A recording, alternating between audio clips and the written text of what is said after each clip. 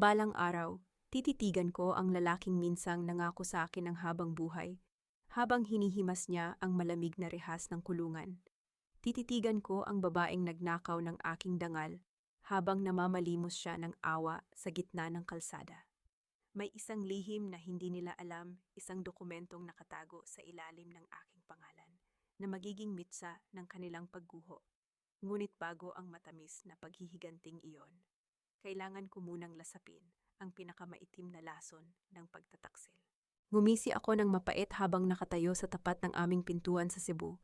Bitbit ko ang aking maleta at ang pagod ng 7 taon bilang nurse sa Dubai. Ngunit bago pa man ako makapasok, isang boses ang bumasag sa katahimikan ng tanghali, isang boses na nagmula sa aking asawang si Adrian. Hayaan mo na ang batang iyan, Ma. Basta makuha natin ang huling padala ni Maricel ngayong buwan. Kukunin na natin ang kondo para sa amin ni Bianca. Itatapon na natin si Netan sa probinsya para hindi na sagabal.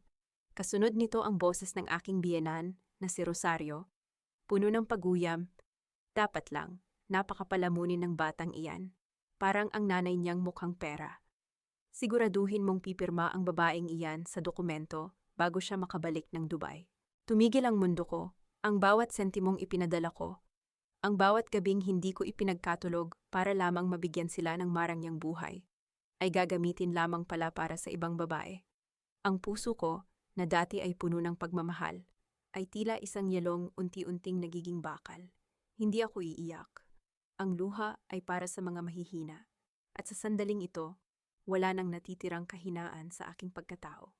Dahan-dahan kong binuksan ang pinto. Walang tunog, sa sulok ng sala. Nakita ko ang aking 8 taong gulang na anak na si Nathan. Nakayuko siya, pilit na itinatago ang kanyang braso.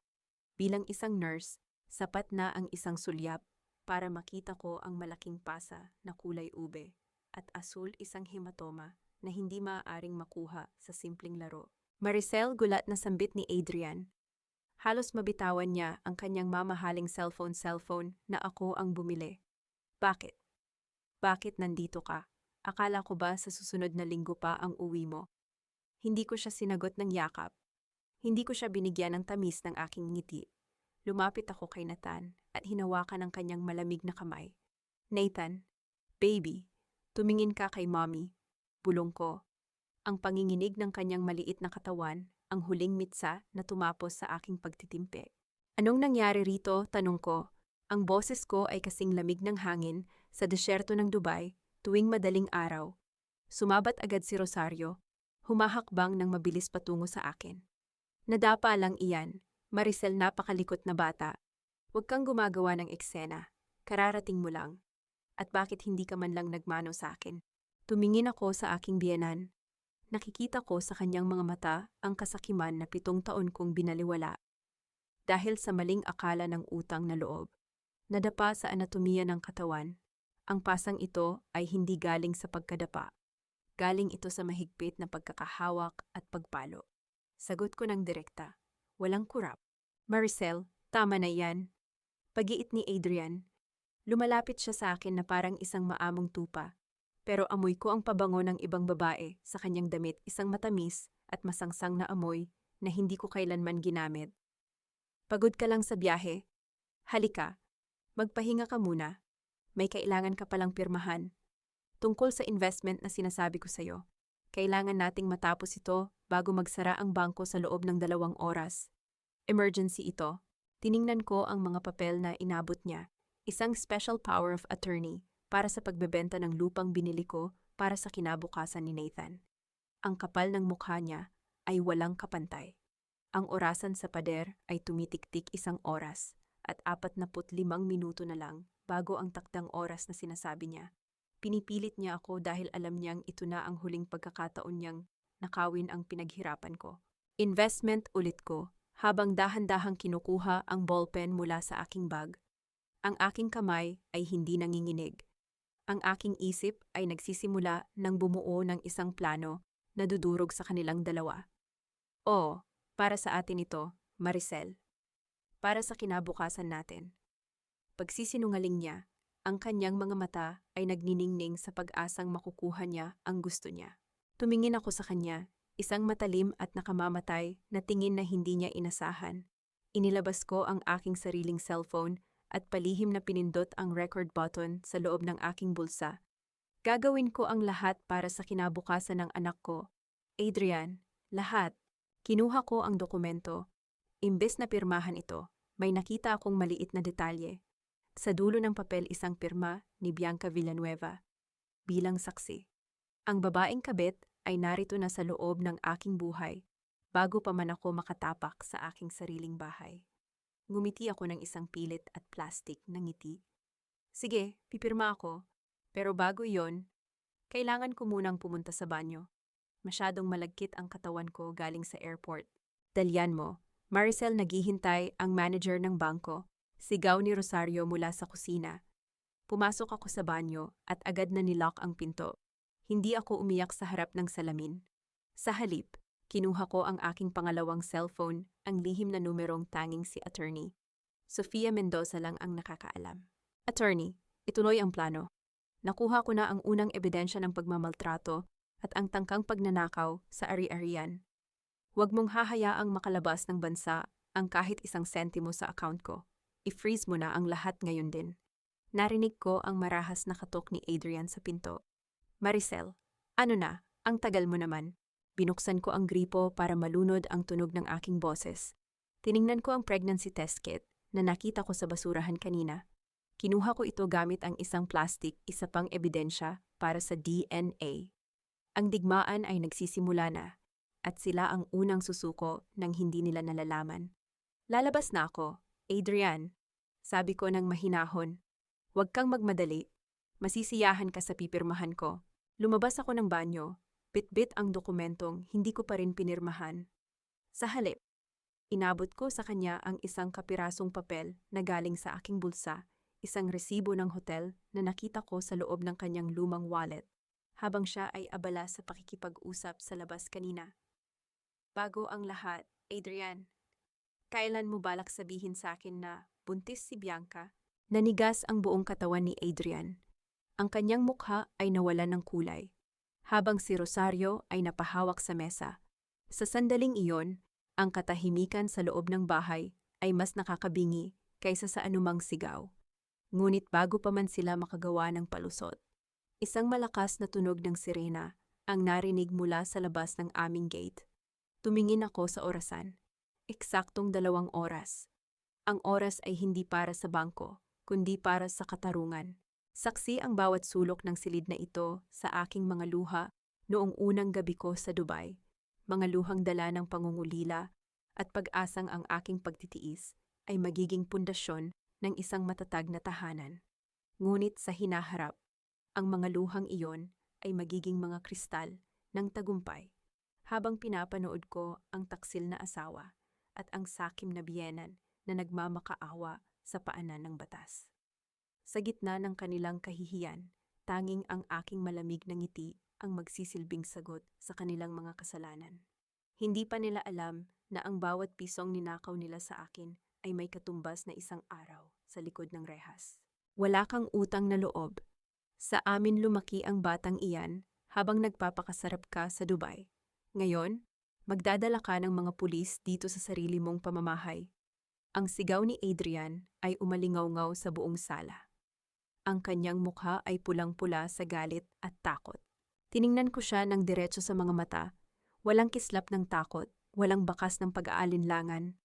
Nagpapakasarap ang 12 oras na shift sa ospital, ang paglilinis ng mga sugat ng ibang tao, at ang pagtitiis sa lamig ng disyerto.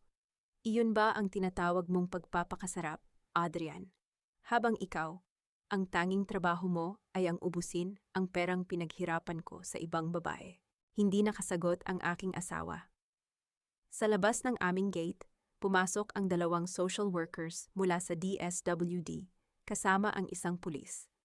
Hindi ito tungkol sa pera, hindi pa sa ngayon. Ito ay tungkol sa kaligtasan ni Nathan.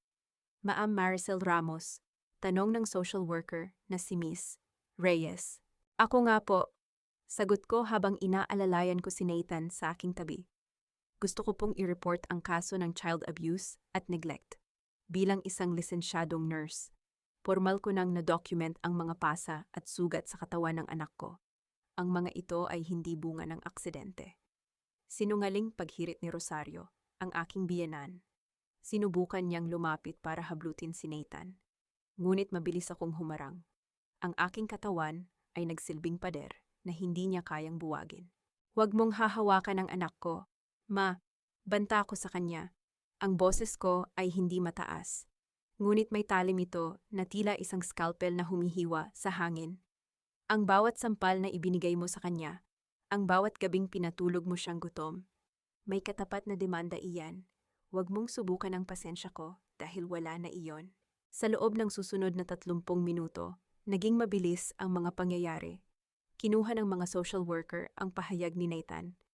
Nakita ko ang panginginig ng mga balikat ng aking anak habang itinuturo niya ang kanyang lola at ama. Ang bawat salitang lumalabas sa kanyang bibig ay parang mga saksak sa aking puso. Ngunit pinanatili ko ang aking mukha na parang bato. Kailangan kong maging malakas para sa kanya. Maricel, pag-usapan natin ito. Huwag mong sirain ang pamilya natin nang dahil lang sa isang selos. Lumapit si Adrian, sinusubukan ang kanyang lumang teknik ng gaslighting. Hinawakan niya ang aking braso. Ang kanyang boses ay naging malambing sa paraang nakakasuka. Buntis si Bianca. Oo, pero ikaw pa rin ang asawa ko. Kailangan ko lang ng pera para sa medical bills niya dahil may sakit siya. Ikaw na rin ang nagsabi, nurse ka. 'Di ba? Dapat may puso ka. Tinabig ko ang kanyang kamay nang may matinding pandidiri. May puso ako, Adrian. Pero ang puso ko ay para sa anak ko at para sa sarili ko.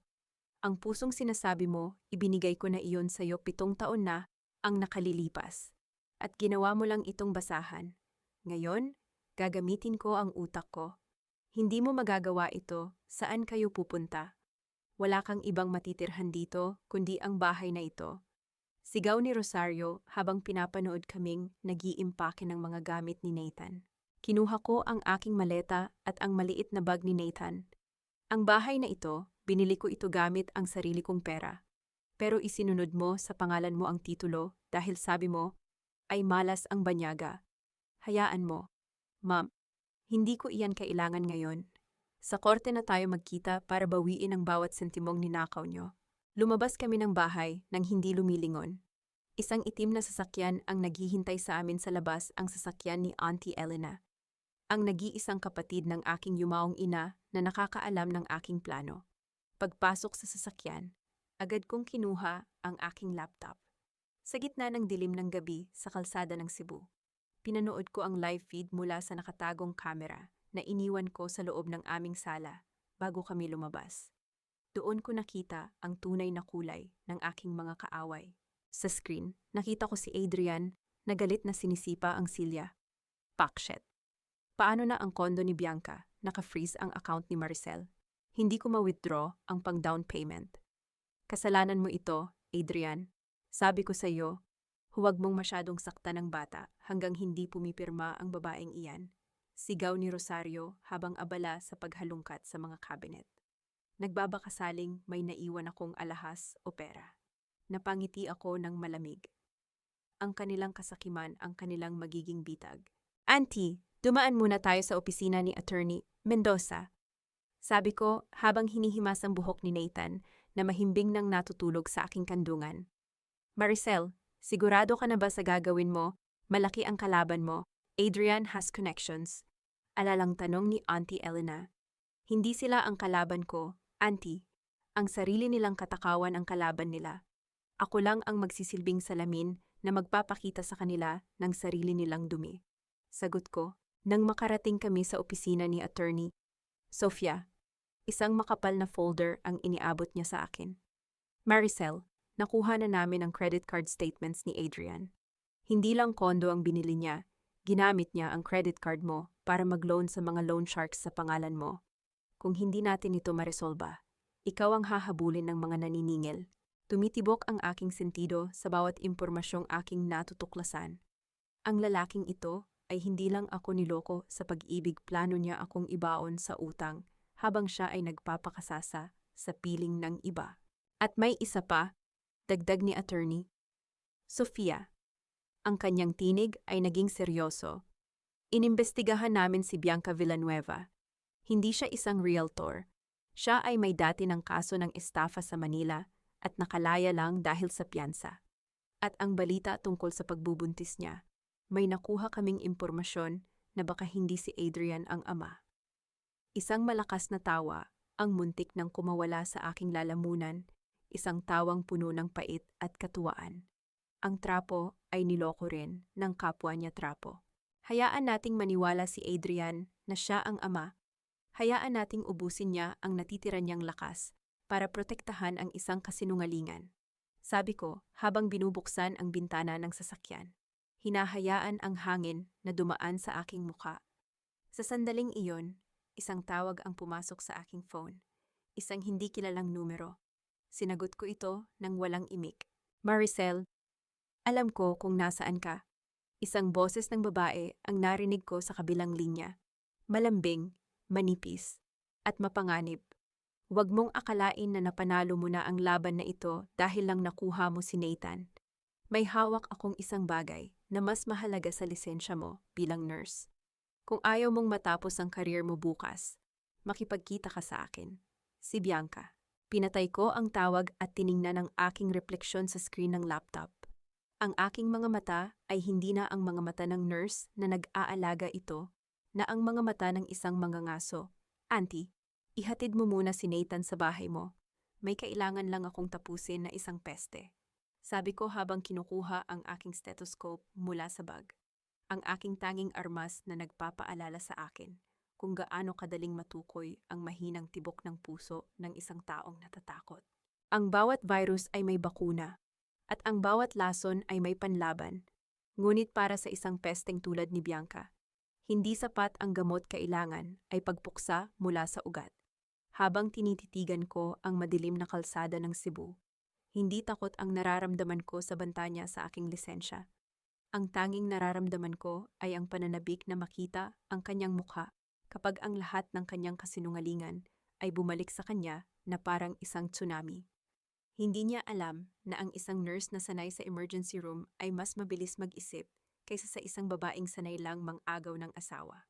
Attorney, narinig mo iyon? Tanong ko kay attorney. Sofia pagkababa ng telepono. Sinasabi ni Bianca na may hawak siyang ebidensya ng professional negligence ko sa Dubai. Mukhang may nakasabwat siyang kapwa ko nurse doon. Huwag kang mag-alala, Maricel. Tugon ni Sofia habang mabilis na nagtitipa sa kanyang tablet. Malinis ang record mo sa MOH Dubai. Kung gagawa sila ng kwento, tayo ang magpapatunay na ito ay falsification of documents. Pero kailangan nating mag-ingat. Ang ganitong uri ng tao ay parang ahas kapag nasusukol, lalong nanunuklaw. Hayaan mo siyang manuklaw, attorney. Doon ko siya puputulan ng ulo. Malamig kong sagot. Kinabukasan, pumunta ako sa paaralan ni Nathan. Kailangan kong siguraduhin na hindi siya makukuha ni Adrian o ni Rosario. Habang naglalakad sa hallway, nakita ko ang aking anak na nakaupo sa isang sulok, malayo sa ibang mga bata. Ang kanyang mga mata ay walang buhay. Isang senyales ng matinding trauma na tanging isang ina lang ang makakaramdam. Mommy, sigaw niya nang makita ako. Tumakbo siya at yumakap ng mahigpit. Natila ba ako ang kanyang tanging salbabida sa gitna ng malalim na dagat?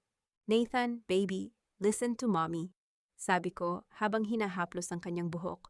Mula ngayon, hindi ka na babalik sa bahay ni Lola Rosario. Dito ka muna kay Auntie Elena.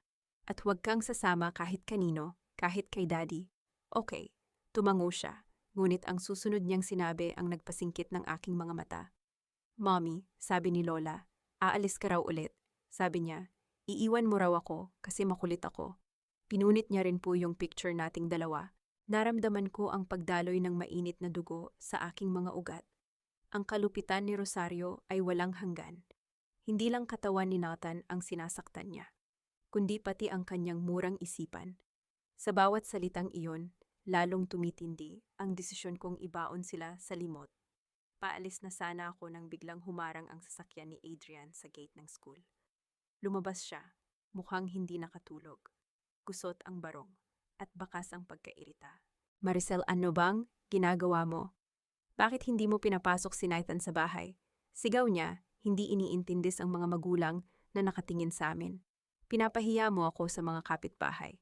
Sinasabi nilang kinuha mo raw ang bata dahil nagwawala ka. Adrian, kung gusto mong pag-usapan ang kahihiyan, pag-usapan natin ang kondo na binili mo para kay Bianca gamit ang pera ko. Direkta kong sagot, ang boses ko ay matatag, walang panginginig. O kaya naman, pag-usapan natin ang mga pasa ni Nathan na dokumentado na ng DSWD. Biglang nagbago ang anyo ni Adrian. Mula sa galit, naging maamo ang kanyang mukha, ang klasikong maskara ng isang manipulator. Maricel, love, nagkakamali ka. Iyong tungkol kay Bianca. Sandaling pagkakamali lang iyon, lalaki lang ako, natukso. At yung pasa ni Nathan. Alam mo namang malambot ang balat ng bata, mabilis magkapasa. Sinisiraan lang ako ni Mama dahil matanda na siya at ulyanin. Wow, tanging nasabi ko. Ngayon, pati ang nanay mo, ilalaglag mo para lang mailigtas ang sarili mo. Napaka-professional mo talagang mag-gaslight, Adrian. Pero hindi na ako ang Maricel na naniwala sa iyo 7 taon na ang nakalilipas. Maricel, isipin mo ang pamilya natin, magpapadala ka pa ng pera. Di ba may nakapagsabi sa akin? May malaking bonus ka raw na matatanggap sa Dubai. Ang kanyang mga mata ay kuminang sa kasakiman nang mabanggit ang pera. Dito ko na iniladlad ang unang pain. Bonus higit pa sa bonus, Adrian. Sabi ko, lumapit ako ng bahagya para maramdaman niya ang aking presensya. Isang pasyente ko sa Dubai, isang matandang bilyonaryong Amerikano, ang namatay at iniwan ako sa kanyang testamento bilang pasasalamat sa pag-aalaga ko. 10 milyong piso, Adrian. 10 milyon.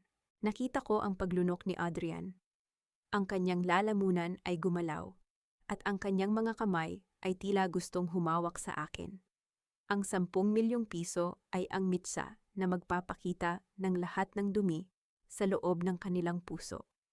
10 milyon, bulong niya. Maricel, kailangan nating ayusin ito. Para kay Nathan, para sa atin. Kalimutan na natin si Bianca. Sa iyo lang ako. Gusto mo talagang ayusin? Tanong ko ng may mapait na ngiti. Sige, patunayan mo sa akin. Ipaanul mo ang anumang ugnayan nyo ni Bianca. At iyong lupang ibinenta mo, ibalik mo sa pangalan ni Nathan. Kapag nagawa mo iyan, pag-iisipan ko kung bibigyan kita ng bahagi sa 10 milyon. Gagawin ko lahat. Maricel, pangako niya. Hindi alam na ang 10 milyong iyon ay kasing totoo lang ng kanyang pagmamahal sa akin, isang malaking ilusyon. Umalis ako nang may tagumpay sa aking puso.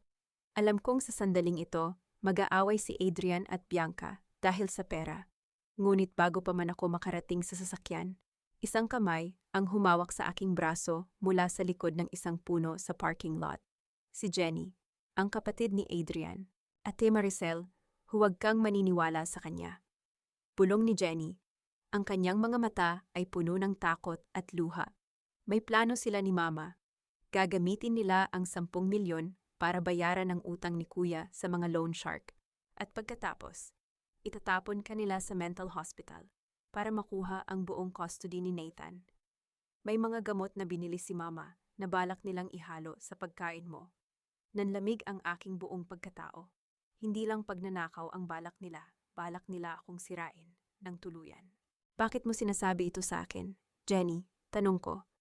Dahil ako ang nakakita kung paano saktan ni Mama si Nathan noong wala ka. Hindi ko na kaya ang konsensya ko. Ate, heto, inabot niya sa akin ang isang maliit na flash drive. Nandyan ang lahat, ang mga recording ng usapan nila sa gabi. Pati ang plano ni Bianca kung paano ka ipapahuli sa Dubai.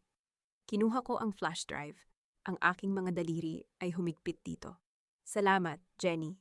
Sisiguraduhin kong hindi ka madadamay sa pagbagsak nila.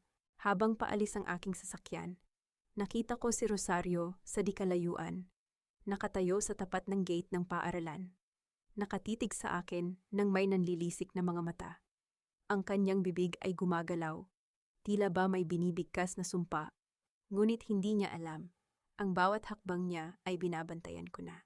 Pagdating ko sa bahay ni Auntie Elena, binuksan ko ang flash drive. Ang unang file na tumambad sa akin ay isang video recording. Doon, nakita ko si Bianca at Adrian na nagtatawanan habang hawak ang aking passport. Kapag nakuha na natin ang pera, ipapadala natin ang anonymous tip sa Dubai Police na nagtutulak siya ng ilegal na gamot. Doon na siya mabubulok sa kulungan habang tayo nagpapakasarap sa pera niya. Ang boses ni Bianca ay puno ng katuwaan. Galing mo talaga, love, sagot ni Adrian sabay halik sa kamay nito. Ipinikit ko ang aking mga mata. Ang galit ay wala na napalitan na ito ng isang purong, lohikal na plano para sa kanilang kabuuang pagkawasak. Ang 10 milyong piso na aking imbento ay magiging isang malaking bitag na hihigop sa kanila, sa kailaliman ng utang at kahihiyan. Isang mensahe ang pumasok sa aking phone mula sa isang hindi kilalang numero. Nahanap na namin ang kinaroroonan ng asawa ni Bianca sa Manila. At mukhang hindi siya masaya na nalaman niyang buhay pa ang asawa niya at may kinakasamang iba. Napangiti ako. Ang gulo ay papalapit na, at ako ang magsisilbing direktor ng kanilang huling trahedya. Darating ang araw na ang bawat butil ng kanin na isinubo ko sa pamilyang ito ay magiging tila bubog sa kanilang lalamunan. Ang aking utang na loob na laging isinusumbat ni Rosario ay babalik sa kanya bilang isang sumpa na hihigop sa bawat sentimong itinago niya. Akala nila ay nakuha na nila ang aking kahinaan. Ngunit hindi nila alam na ang bawat opo at amen ko noong mga nakaraang taon ay hindi tanda ng pagsuko, kundi pag-aaral sa bawat lamat ng kanilang pagkatao. Ngayon, ang lamat na iyon ay magiging isang malaking bangin na lalamon sa kanila ng buo. Maricel, anak halika, pumasok ka. Nagluto ako ng paborito mong sinigang. Alam kong pagod ka sa pakikipag-ayos ng mga dokumento para sa inheritance mo. Ang boses ni Rosario ay kasing tamis ng asukal. Ngunit sa pandinig ko, ito ay tunog ng isang kaskabel na nagbabala ng kamandag. Tiningnan ko ang mesa, nakahanda ang pagkain, mausok pa at puno ng hipon. Ito ang pagkaing laging inihahain ni Rosario kapag may hihilingin siyang pera o kung may balak siyang itago. Ngunit sa pagkakataong ito, naalala ko ang babala ni Jenny, may halo itong pampatulog o gamot na sisira sa aking katinuan. Salamat, ma, pero busog pa ako. Maraming pinakain sa akin si attorney Mendoza habang binubuo namin ang trust fund para kay Nathan. Malamig kong sagot habang inilalapag ang aking bag sa silya. Hindi ko hinayaang mabitawan ang aking bag. Naroon ang lahat ng ebidensya. Nakita ko ang saglit na pagkadismaya sa mga mata ni Rosario, bago ito napalitan ng isang plastik na pag-aalala. Sayang naman, pero sige, uminom ka man lang ng tubig. Mukhang tuyo ang lalamunan mo. Kinuha ko ang baso ng tubig. Tiningnan ang malinaw na likido sa loob nito, at dahan-dahang ibinuhos sa paso ng halaman sa tabi ng bintana. Ang tunog ng tubig na sumisipsip sa lupa ay tila isang babala para sa kanila. Bakit mo itinapon, Maricel? Gulat na tanong ni Adrian na kakapasok lang mula sa garahe. May nakita akong dumi sa loob, Adrian. Parang ang pamilyang ito mukhang malinis sa labas, pero may nakatagong lason sa loob. Tumitig ako sa kanya nang walang kurap. Ang kanyang mukha ay agad na nabalot ng pagkailang. Ano bang pinagsasabi mo? Masyado ka na talagang nagbabago mula nang bumalik ka galing Dubai. Ang sungit mo na, wala ka ng respeto sa nanay ko. Muling ginamit ni Adrian ang kanyang paboritong armas, ang pagpaparamdam na ako ang may pagkakamali. Ang respeto ay ibinibigay sa taong marunong rumespeto sa pinaghirapan ng iba. Adrian, nasaan na ang titulo ng lupa na binili ko para kay Nathan? Iyong lupang nasa ilalim ng pangalan ni Mama Rosario para sa seguridad. Tanong ko, nagkatinginan ang mag-ina. Nasa safe? Bakit mo tinatanong? Hindi ba't magkakaroon ka naman ng 10 milyon? Ibigay mo na sa amin ang lupang iyon bilang pasasalamat sa pag-aalaga namin kay Nathan sa loob ng 7 taon. Matapang na sabi ni Rosario. Ang kanyang kasakiman ay hindi na kayang itago ng kanyang peking ngiti. Ngumiti ako isang ngiting hindi umaabot sa aking mga mata. Utang na loob. Sige, pag-usapan natin ang utang na loob. Sa loob ng 7 taon, nagpadala ako ng kabuuang 10 milyong piso para sa pamilyang ito. Ang bahay na ito, ang kutseng minamaneho ni Adrian, ang bawat gamot na iniinom mo, galing sa bawat patak ng pawis at dugo ko sa Dubai. Kung may utang na loob man dito, Yun ay kayo sa akin. At balak ko ng maningil ngayon. Maricel, ang bastos mo na, sigaw ni Adrian. Akmang lalapit sa akin para hawakan ang aking balikat. Ngunit mabilis ko siyang iniwasan. Huwag mo akong hahawakan, Adrian. Dahil ang kamay na iyan ay humahawak din kay Bianca. Ang bawat sentimong ibinigay ko para sa anak ko, ipinambili mo ng kondo para sa babae mo. Akala niyo ba ay hindi ko alam? Alam ko ang bawat transaksyon, ang bawat resibo, at ang bawat gabing hindi ka umuwi dahil nasa piling ka niya. Katahimikan. Ang tunog lamang ng electric fan sa sala ang maririnig. Tila ba humihinga rin ng mabigat sa gitna ng tensyon. Kung alam mo na pala, bakit hindi ka pa makipaghiwalay? Pirmahan mo na ang annulment at ibigay mo na ang bahagi namin sa 10 milyon para matapos na ito, singhal ni Rosario. Sa wakas ay tinapo na ang kanyang maskara. Wala kang mapapatunayan. Akin ang titulong ito. Inilabas ko ang aking cellphone at ipinakita ang isang dokumento sa screen. Iyan ang pirma mo, ma, sa isang special power of attorney na ibinigay mo kay Adrian para ibenta ang lupa. Pero ang hindi nyo alam, ang lupang iyon ay nakasanla na sa isang bangko sa Dubai bilang collateral sa loan na kinuha ko para sa negosyong. Akala ko ay itatayo ni Adrian. Dahil hindi nabayaran ng loan, ang bangko na ang may-ari ng lupang iyan. At dahil ikaw ang pumirma bilang guarantor, ma, ikaw ang hahabulin ng bangko para sa 5 milyong pisong utang. Ang mukha ni Rosario ay naging kasing puti ng papel. Anong sinasabi mo, Adrian? Sabi mo ay walang problema. Maricel, bakit mo ginawa yon? Pamilya tayo, pulyaw ni Adrian. Halata ang takot sa kanyang tinig. Ang pamilya ay hindi nagnanakaw sa isa't isa. Ang pamilya ay hindi sinasaktan ang sariling dugo't laman. Sabi ko habang dahan-dahang kinukuha ang aking bag. Ang 10 milyong inheritance, isa lang iyong kwento, para makita ko kung gaano kayo kabilis magtraidor sa isa't isa para sa pera. At hindi niyo ako binigo. Habang naglalakad ako patungo sa pintuan, narinig ko ang malakas na pagbagsak ng isang plorera. Sa sahig, isang pagpapakita ng galit ni Rosario. Ang bawat piraso ng basag na seramika ay tila simbolo ng kanilang nawasak na plano. Hindi mo kami matatakasan. Maricel, may hawak si Bianca laban sa'yo. Isusumbong ka namin sa PRC. Mawawalan ka ng lisensya, sigaw ni Adrian, mula sa loob. Hindi ko sila nilingon. Pagsakay ko sa kotse ni Auntie Elena, agad kong tinawagan si Attorney Sofia. Attorney, simulan na ang phase 2. Ipadala ang demand letter sa bangko para sa foreclosure ng bahay na ito. Gusto kong makita silang nakatira sa kalsada bago matapos ang buwan. Ngunit habang nagmamaneho kami palayo, napansin ko ang isang motorsiklong sumusunod sa amin. Hindi ito si Adrian. Ang lalaking nakasakay ay nakasuot ng itim na jacket at may takip ang mukha. Sa tuwing liliko kami, laging nakabuntot ang anino ng motorsiklo. Auntie, bilisan mo ang pagpapatakbo. Bulong ko habang tinitingnan si Nathan na natutulog sa backseat. Ang kaba sa aking dibdib ay hindi dahil sa takot para sa sarili ko, kundi para sa kaligtasan ng aking anak. Biglang tumunog ang aking cellphone. Isang text mula sa isang hindi kilalang numero. Maganda ang palabas mo sa bahay kanina, Maricel. Pero hindi mo alam na bago ka pa dumating, naisuko na ni Adrian ang karapatan sa buhay mo sa isang taong mas madilim pa kaysa sa kanya. Ingatan mo ang anak mo. Baka hindi na siya magising bukas. Napahawak ako ng mahigpit sa upuan ng kotse. Ang aking kamao ay nanggigigil sa galit.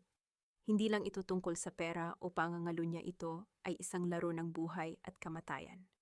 Auntie, huwag tayong uuwi sa inyo. Pumunta tayo sa presinto ngayon din. Utos ko. Ang aking boses ay puno ng determinasyon. Sa gitna ng kalsada, biglang humarurot ang motorsiklo at pumuwesto sa harap ng aming sasakyan. Pilit kaming pinapahinto sa isang madilim at liblib na bahagi ng kalsada. Ang tunog ng preno ng aming sasakyan ay tila isang hiyaw ng takot sa gitna ng katahimikan. Bumaba ang lalaki mula sa motorsiklo. May hawak na isang itim na bagay sa kanyang kamay. Hindi ko alam kung baril o isang babala. Ngunit sa sandaling iyon, alam kong ang aking laban ay hindi na lamang sa loob ng korte, ito ay nagsisimula na sa kalsada.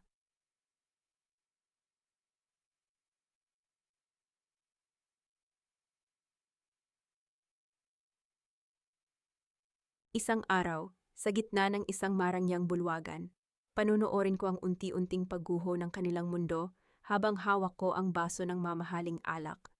Ang bawat patak ng luha na pilit nilang ilalabas para humingi ng awa ay hindi tatalab sa puso kong naging kasing tigas na ng brilyante. Ngunit bago ang rurok na yon, kailangan ko munang harapin ang mga aninong ipinadala nila sa gitna ng dilim. Hindi nila alam na ang isang nurse na sanay makipag-agawa ng buhay sa kamatayan ay hindi basta-basta natatakot sa isang lalaking nakatago ang mukha. Ang tunog ng pagpreno ng sasakyan ni Auntie Elena ay humiwa sa katahimikan ng liblib na kalsada. Ang amoy ng sunog na gulong ay humalo sa malapot na hangin ng gabi. Nakatayo ang lalaki sa tapat ng aming sasakyan. Ang ilaw ng kanyang motorsiklo ay tumatama sa aking mukha. Tila isang interogasyong hindi ko hinihiling. Maricel, huwag kang bababa, ang nanginginig na utos ni Auntie Elena. Ang kanyang mga kamay ay mahigpit na nakakapit sa manibela. Tiningnan ko si Nathan sa backseat. Mahimbing pa rin ang kanyang tulog. Walang malay sa panganib na nasa harapan namin. Doon ko naramdaman ang isang uri ng galit na hindi nagpapasigaw, kundi nagpapatigil ng tibok ng puso. Isang malamig at kalkuladong puot. Dito lang kayo, Auntie. I-lock mo ang pinto, sabi ko ng may autoridad. Bumaba ako ng sasakyan. Ang bawat hakbang ko sa magaspang na kalsada ay puno ng determinasyon. Hindi ako nagpakita ng takot. Tumitig ako sa itim na helmet ng lalaki. Dahan-dahan niyang inalis ang isang sobre mula sa kanyang jacket at inihagis ito sa aking paanan bago mabilis na pinaharurot ang kanyang motorsiklo palayo. Ang usok na iniwan niya ay unti-unting napawi, kasabay ng mabilis na paglayo ng tunog ng kanyang makina. Kinuha ko ang sobre. Sa loob nito ay mga litrato ko sa Dubai, mga litratong kuha sa ospital, kung saan may kausap akong isang doktor. Ngunit ang mga anggulo ay ginawang mali siya. Tila ba may lihim kaming relasyon, at sa likod ng isang litrato, may nakasulat 10 milyon kapalit ng katahimikan ko. Kung hindi, bukas na bukas din. Ang mga litratong ito ay nasa mesa na ng PRC at ng asawa mo. Isang mapait na tawa ang kumawala sa aking mga labi. Bianca, napakababaw mo. Maricel, anong nakasulat? Tanong ni Auntie Elena nang makabalik ako sa loob. Wala, Auntie. Isang desperadong hakbang mula sa isang desperadong babae. Sagot ko habang itinatago ang sobre sa aking bag. Ituloy mo na ang pagmamaneho. Sa safe house na tayo ni Attorney. Mendoza, dumiretso. Pagdating sa safe house, isang maliit ngunit modernong kondo na pagmamay-ari ng law firm ni Sofia, agad kong inilatag ang plano. Hindi ako pwedeng maging depensiba lang. Kailangan kong maging agresibo. Sofia, ito na ang oras para gamitin ang pain na ginto. Sabi ko habang binubuksan ang aking laptop. Ipadala mo ang mensahe kay Adrian. Sabihin mo na ang inheritance mula sa bilyonaryong Amerikano ay kailangan ng pirmahan bukas sa isang private bank meeting. Pero may kondisyon, kailangang kasama ang lahat ng stakeholders ng pamilya, kabilang si Bianca, para sa final settlement ng mga utang. Maricel, sigurado ka ba pinapalapit mo ang kaaway sa'yo? Babala ni Sofia. Kailangang lumapit ang isda sa pan para mahuli. Sofia. Ang kasakiman ni na Adrian at Bianca ang hihila sa kanila sa bitag na ako mismo ang gumawa. Ang boses ko ay matatag, walang bakas ng pag-aalinlangan. Tinawagan ko si Adrian. Sinagot niya ito sa unang ring palang, isang patunay na hindi siya mapakali sa ideya ng 10 milyon. Maricel, nasaan kayo? Bakit hindi kayo umuwi? Nag-aalala kami ni Mama. Ang kanyang boses ay puno ng peking pag-aalala na nakakasuka. Adrian, huwag na nating sayangin ang oras sa drama. Kausap ko si Attorney Mendoza. May problema sa release ng inheritance dahil sa mga utang na nakapangalan sa akin na ikaw ang gumawa. Panimula ko, ginagamit ang pinaka-professional kong tono. Para makuha ang 10 milyon, kailangan nating ayusin ang debt consolidation. Magkita-kita tayo bukas. 10:00 ng umaga, sa VIP lounge ng Grand Cebu Hotel. Isama mo si Bianca, sabi ng attorney. Kailangan din ang pirma niya bilang saksi sa ilang dokumento dahil siya ang nakikinabang sa ilang assets mo. Bakit kailangang kasama si Bianca? Halata ang kaba sa kanyang boses. Dahil kung hindi siya pipirma, mabovoid ang inheritance at lahat tayo ay magkakautang sa bangko sa Dubai. Gusto mo bang makulong ako at mawala ang 10 milyon? O gusto mong maging milyonaryo tayo bukas? Tanong ko nang may halong panunukso. Sige, sige, Maricel. Nandoon kami. Mag-aayos kami. Mabilis niyang sagot. Pagbaba ng telepono, naramdaman ko ang isang uri ng lamig na bumabalot sa aking katauhan. Hindi ito ang lamig ng aircon, kundi ang lamig ng isang taong handang pumatay ng emosyon para sa hustisya. Lumapit ako kay Nathan na ngayon ay gising na at kumakain ng lugaw na inihanda ni Auntie Elena. Tiningnan ko ang kanyang mga mata, ang mga matang puno ng takot sa tuwing naririnig ang pangalan ng kanyang ama. Nathan, baby, bukas matatapos na ang lahat. Hindi ka na matatakot muli. Bulong ko habang hinahaplos ang kanyang pisngi. Mommy, sasama po ba tayo kay Daddy? Tanong niya nang may panginginig. Hindi, anak. Sasama tayo sa ating bagong buhay. Isang buhay na walang nananakit sa'yo. Pangako ko. Kinagabihan, hindi ako nakatulog. Inihanda ko ang bawat dokumento, hindi ang tungkol sa inheritance, kundi ang mga ebidensya ng estafa ni Bianca. Ang mga resibo ng bawal na gamot na ginagamit ni Rosario para patahimikin si Nathan. At ang mga patunay ng falsification of documents ni Adrian. Tumunog ang aking cellphone. Isang video call mula sa isang hindi kilalang numero. Pagkasagot ko, bumulaga ang mukha ni Bianca. Siya ay nasa loob ng isang madilim na silid, nakasuot ng manipis na pantulog, at may hawak na baso ng wine. Maricel, akala mo ba ay nauto mo si Adrian sa 10 milyon na iyon? Bulong niya. Ang kanyang ngiti ay tila isang sugat na bumubuka. Alam kong wala kang inheritance, pero alam mo kung ano ang totoo. Ang mga litratong hawak ko ay sapat na para sirain ang karir mo sa buong mundo. Bukas, sa hotel. Hindi kami ang pipirma, ikaw ang pipirma sa pagsasalin ng lahat ng ari-arian mo sa amin. O ang karir mo ang mawawala. Ngumiti ako ng napakaamo, isang ngiting tila nagpapakita ng pagsuko. Bianca, sa mundong ito, may mga taong naglalaro ng checkers, at may mga taong naglalaro ng chess. Bukas, malalaman natin kung sino ang reyna at sino ang pawn. Maghanda ka na, Maricel. Dahil bukas, ang 10 milyong pangarap mo ay magiging isang malaking bangungot. Huling sabi niya bago pinatay ang call, ibinaba ko ang cellphone sa lamesa. Ang aking kamay ay hindi nanginginig. Sa halip, kinuha ko ang aking stethoscope at itinatama ang diaphragm nito. Ang tunog ng aking sariling tibok ng puso ay regular, mahinahon at nakamamatay. Ang pain ay nailatag na. Ang ginto ay nagniningning na sa kanilang mga mata. Bukas, sa Grand Cebu Hotel. Sisiguraduhin kong ang bawat isa sa kanila ay makakatikim ng hustisyang 7 taon kong ipinagkait sa aking sarili. Sinasabi nila na ang ospital ang lugar kung saan pinakamalinaw, na nakikita ang katotohanan ng buhay at kamatayan. Ngunit para sa akin, ang VIP lounge ng Grand Cebu Hotel ang magsisilbing operating room, kung saan kakatayin ko ang bawat kasinungalingan ng mga taong nagnakaw ng 7 taon ng aking buhay. Nakasuot ako ng isang puting suit, malinis, matalim, at walang bahid. Tila isang anghel ng kamatayan na handang maglinis ng dumi. Ang bawat hakbang ng aking sapatos sa makintab na sahig ay naglalabas ng tunog na tila isang hudyat ng paghatol. Naroon na sila, si Adrian na nakasuot ng bagong barong, na halatang binili gamit ang huling perang ipinadala ko, si Rosario, na may suot na makapal na alahas na tila ba isang pagpapakita ng yaman na hindi naman sa kanya. At si Bianca, ang babaeng akala mo ay isang biktima sa kanyang suot na bestidang asul. Ngunit ang mga mata ay puno ng kamandag. Maricel, ang ganda mo naman ngayon, bati ni Adrian. Akmang lalapit para humalik sa aking pisngi. Umatras ako ng isang hakbang. Ang aking mukha ay nanatiling blangko.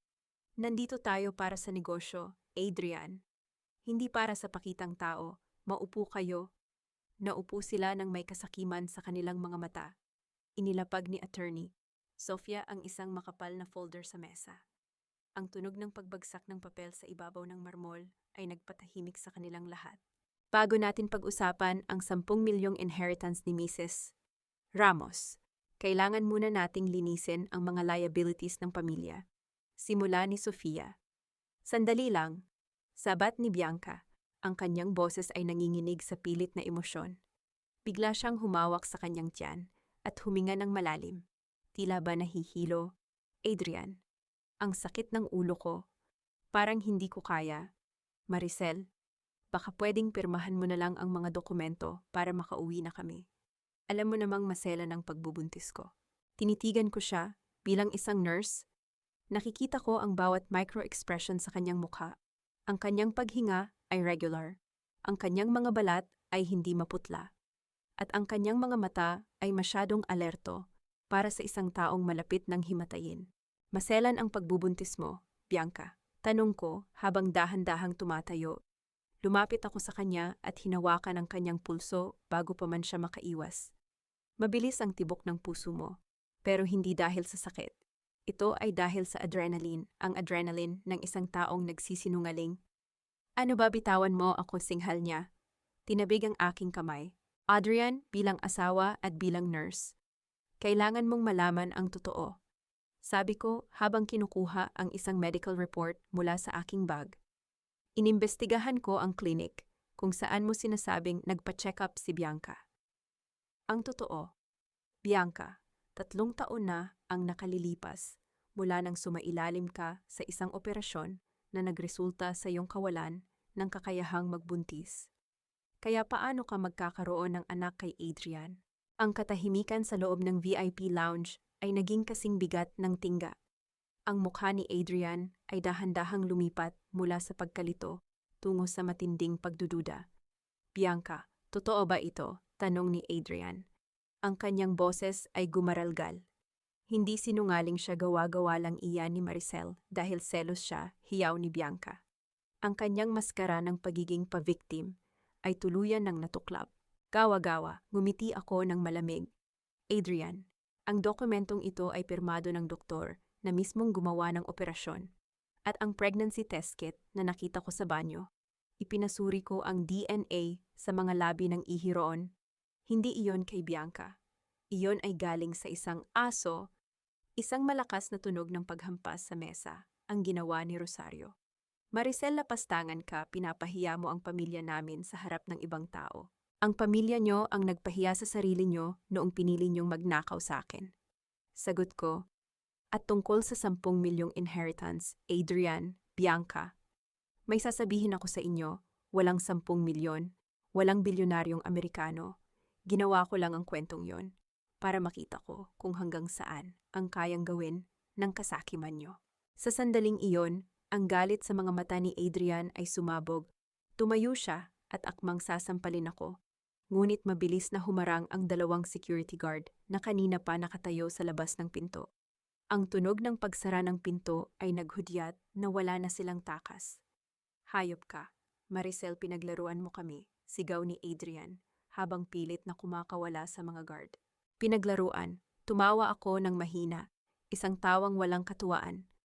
Kayo ang nag-umpisa ng laro. Adrian, tinapos ko lang. Ang folder na nasa harap nyo ay hindi para sa inheritance. Iyan ay ang mga ebidensya ng estafa, falsification of public documents, at child abuse. Ang mga pulis ay nasa labas na ng hotel na ito. Naghihintay lang ng tawag ko. Biglang lumuhod si Bianca sa aking paanan. Ang kanyang mga luha ay tunay na sa pagkakataong ito luha ng takot. Maricel, please. Huwag, maawa ka sa akin. Napilitan lang ako dahil sa mga utang ko. Si Adrian ang may gusto nito. Siya ang nag-utos sa akin na akitin ka at kunin ang pera mo. Bianca, walang hiya ka, sigaw ni Adrian. Sinusubukang sipain ng babaeng minsang sinabi niyang mahal niya. Tumingin ako sa kanila nang may pandidiri. Ito ang pamilyang inalagaan ko sa loob ng 7 taon. Mga hayop na nagkakainan na ngayon para mailigtas ang sarili nilang balat. Attorney, itawag na ang mga pulis. Utos ko. Ngunit bago pa man makakilos si Sofia, isang malakas na tunog ng basag na salamin ang narinig mula sa bintana ng lounge. Isang lalaki ang pumasok, ang lalaking nakamotorsiklo na sumusunod sa akin kagabi. May hawak siyang baril at direkta itong nakaturo sa akin. Walang tatawag ng pulis, sigaw ng lalaki. Napansin ko ang pagkislap ng mga mata ni Bianca. Isang ngiti ng tagumpay ang sumilay sa kanyang mga labi, sa gitna ng kanyang mga luha.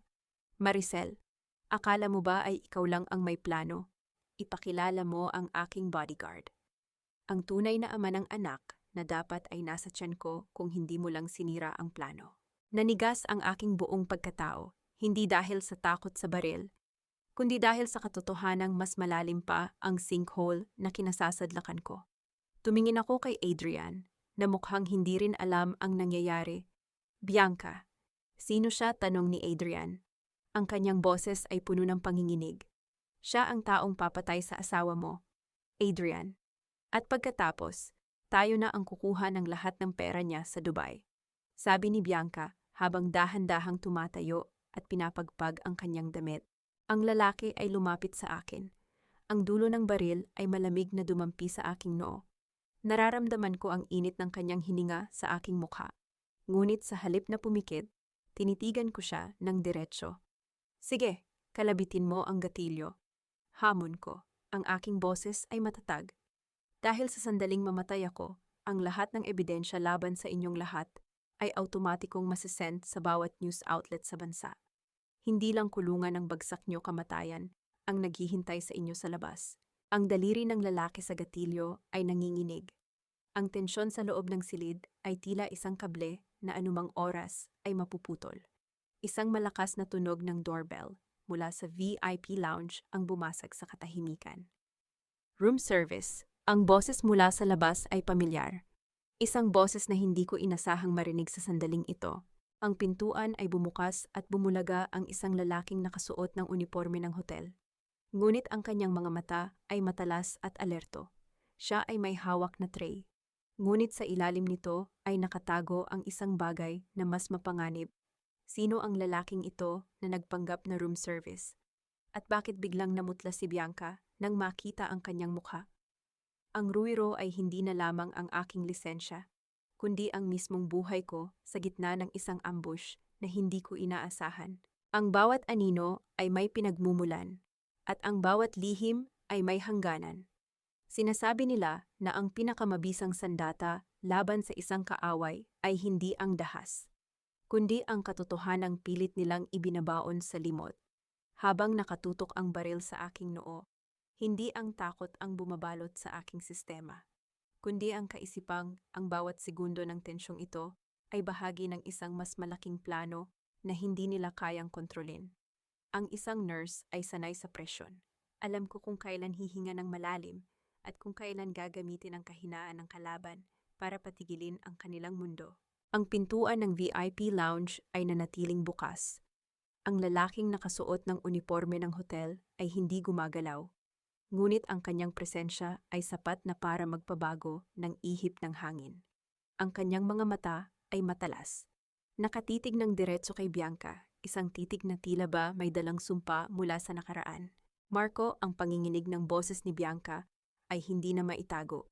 Ang kanyang mga labi ay nawala ng kulay, at ang kanyang matapang na anyo kanina ay tila natunaw na parang kandila sa gitna ng apoy. Sino siya? Bianca, tanong ng lalaking may hawak ng baril. Ang kanyang boses ay puno ng pagkalito. Sabi mo ay wala ka ng ibang kakilala rito sa Cebu.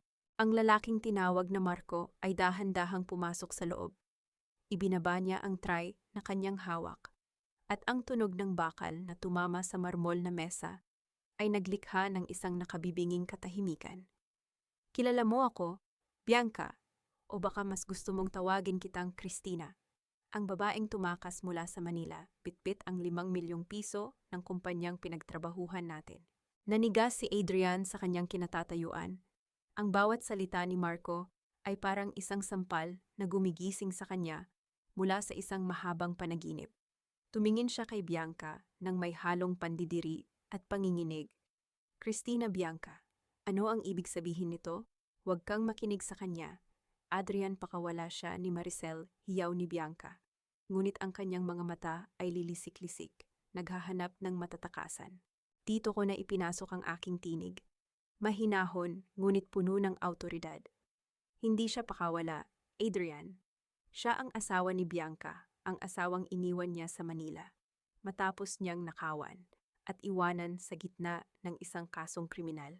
Siya ang taong ginamit ko para hanapin ang tunay na pagkakakilanlan ng babaeng pinili mo kaysa sa akin. Ang lalaking may baril ay dahan-dahang ibinaba ang kanyang armas. Hindi siya isang professional killer. Isa lamang siyang desperadong lalaki na nauto ng mga matatamis na salita ni Bianca. Sabi mo ay ikaw ang biktima. Sabi mo ay kailangan nating gawin ito para sa kaligtasan natin. Sigaw niya kay Bianca. Sa gitna ng kaguluhan, isang pamilyar na mukha ang lumitaw sa likuran ni Marco. Si Jenny, ang aking imuhang kapatid ng asawa na minsang naging pipi at bingi sa aking paghihirap. Hawak niya ang kanyang cellphone. At ang liwanag mula sa screen nito ay nagpapakita ng isang live recording. Ate Maricel? Tapos na. Ang boses ni Jenny ay basag, puno ng pagsisisi. Narinig na ng mga pulis ang lahat, ang bawat pag-amin ni Bianca, ang bawat pagbabanta sa buhay mo, lahat ay nakarecord. Jenny, anong ginagawa mo? Sigaw ni Rosario. Ang kanyang mukha ay puno ng matinding galit sa pagtatraidor ng sariling anak. Ikaw na bata ka, pinalaki kita para protektahan ang pamilya natin. Pamilya, maang tawag ba rito ay pamilya, sagot ni Jenny. Humakbang siya patungo sa akin at humawak sa aking braso. Ang pamilyang ninanakawan ang isang inang nagpapakapagod sa ibang bansa. Ang pamilyang sinasaktan ang isang inosenteng bata. Kung ito ang pamilyang sinasabi mo, ayoko nang maging bahagi nito. Tumingin si Jenny sa akin. Ang kanyang mga mata ay humihingi ng patawad. Inabot niya sa akin ang isang lumang laptop na pagmamay-ari ni Adrian. Nandito ang lahat, ate. Ang mga emails nila tungkol sa pag-scam sa iyo sa Dubai. Ang bawat fake documents na ginawa nila para makuha ang mga ari-arian mo. Itinago ko ito sa ilalim ng kama ko dahil alam kong darating ang araw na kailanganin mo ito. Naramdaman ko ang isang malakas na bugso ng emosyon, ngunit pinigilan ko ito. Bilang isang nurse, kailangan kong tapusin ang operasyon bago ako magpahinga. Kinuha ko ang laptop at ibinigay ito kay attorney, Sofia. Adrian, Bianca, ma? Wala na kayong takas, sabi ko. Ang 10 milyong inheritance na hinahangad niyo iyon ang magiging mitsa ng inyong pagkabilanggo. Ang bawat sentimong ninakaw niyo ay babalik sa akin, at ang bawat sugat na ibinigay niyo kay Nathan ay may katapat na taon sa loob ng selda. Biglang tumawa ng malakas si Adrian, isang tawang puno ng kabaliwan. Kinuha niya ang isang baso ng wine sa mesa at ibinato ito sa pader.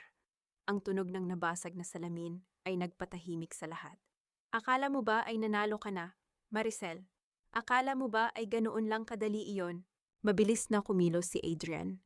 Sa gitna ng kalituhan, hinablot niya ang baril mula sa kamay ng lalaking nag-aalangan at itinuro ito kay Jenny.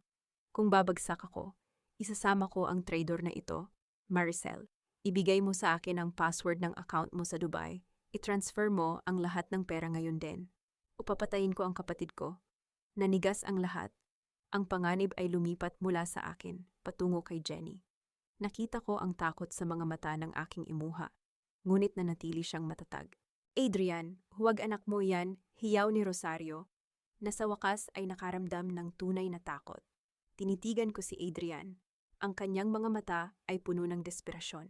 Ang mga ugat sa kanyang leeg ay lumalabas na parang mga ahas. Doon ko nalaman na wala na siyang katinuan. Ang kasakiman ay tuluyan ng lumamon sa kanyang pagkatao. Sige, Adrian, gawin mo, hamon ko. Ang aking boses ay walang anumang bakas ng takot. Pumatay ka sa harap ng lahat ng saksi na ito. Pumatay ka sa harap ng video na naka-livestream sa buong mundo.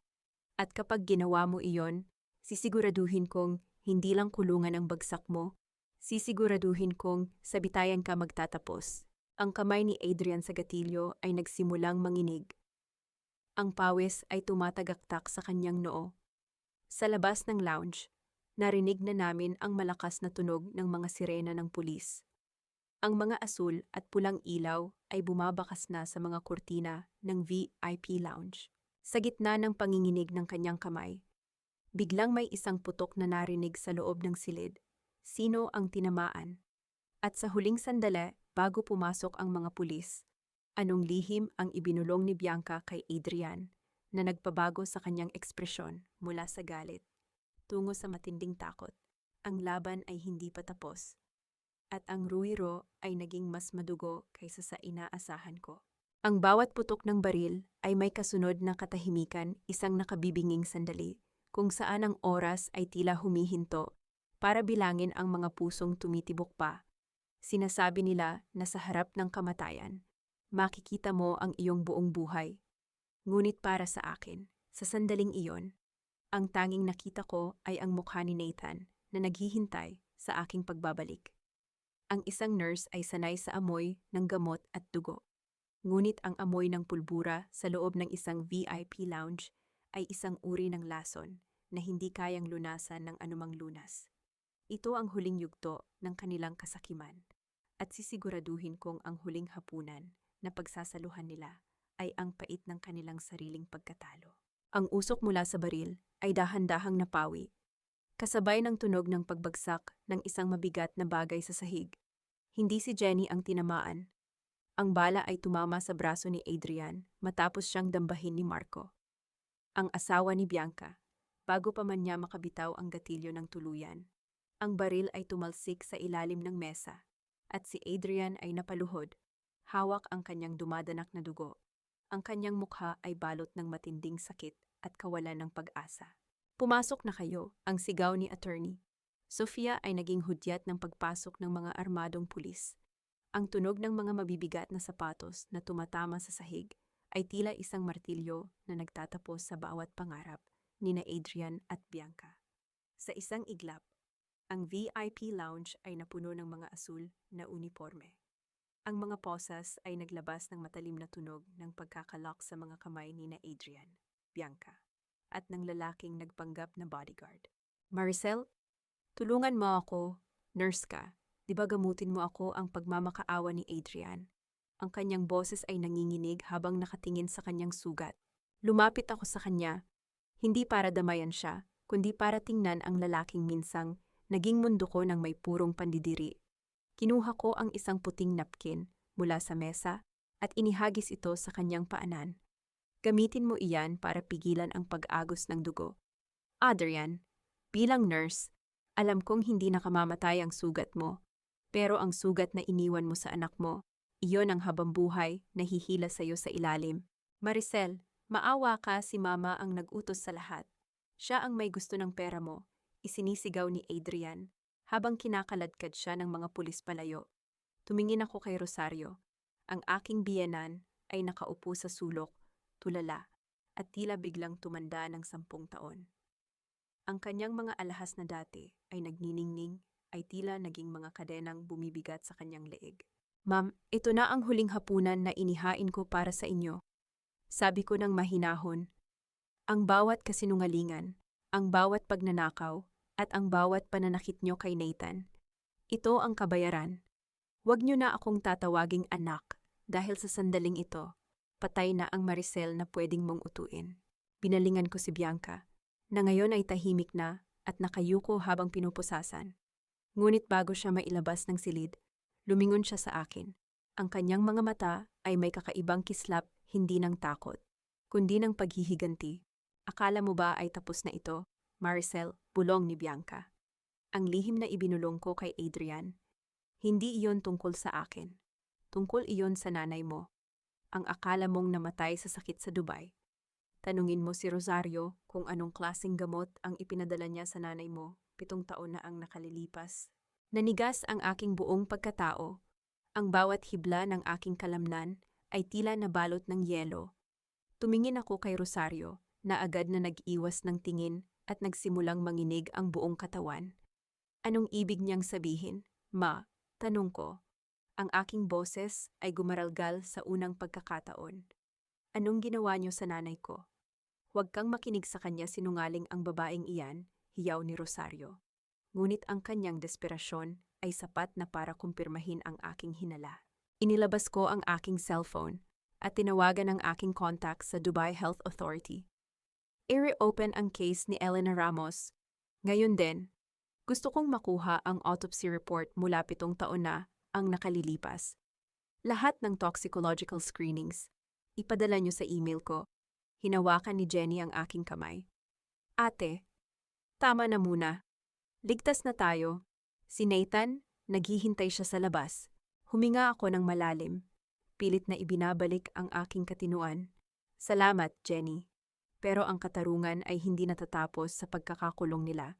Magsisimula pa lang ang tunay na paglilinis. Lumabas kami ng VIP lounge.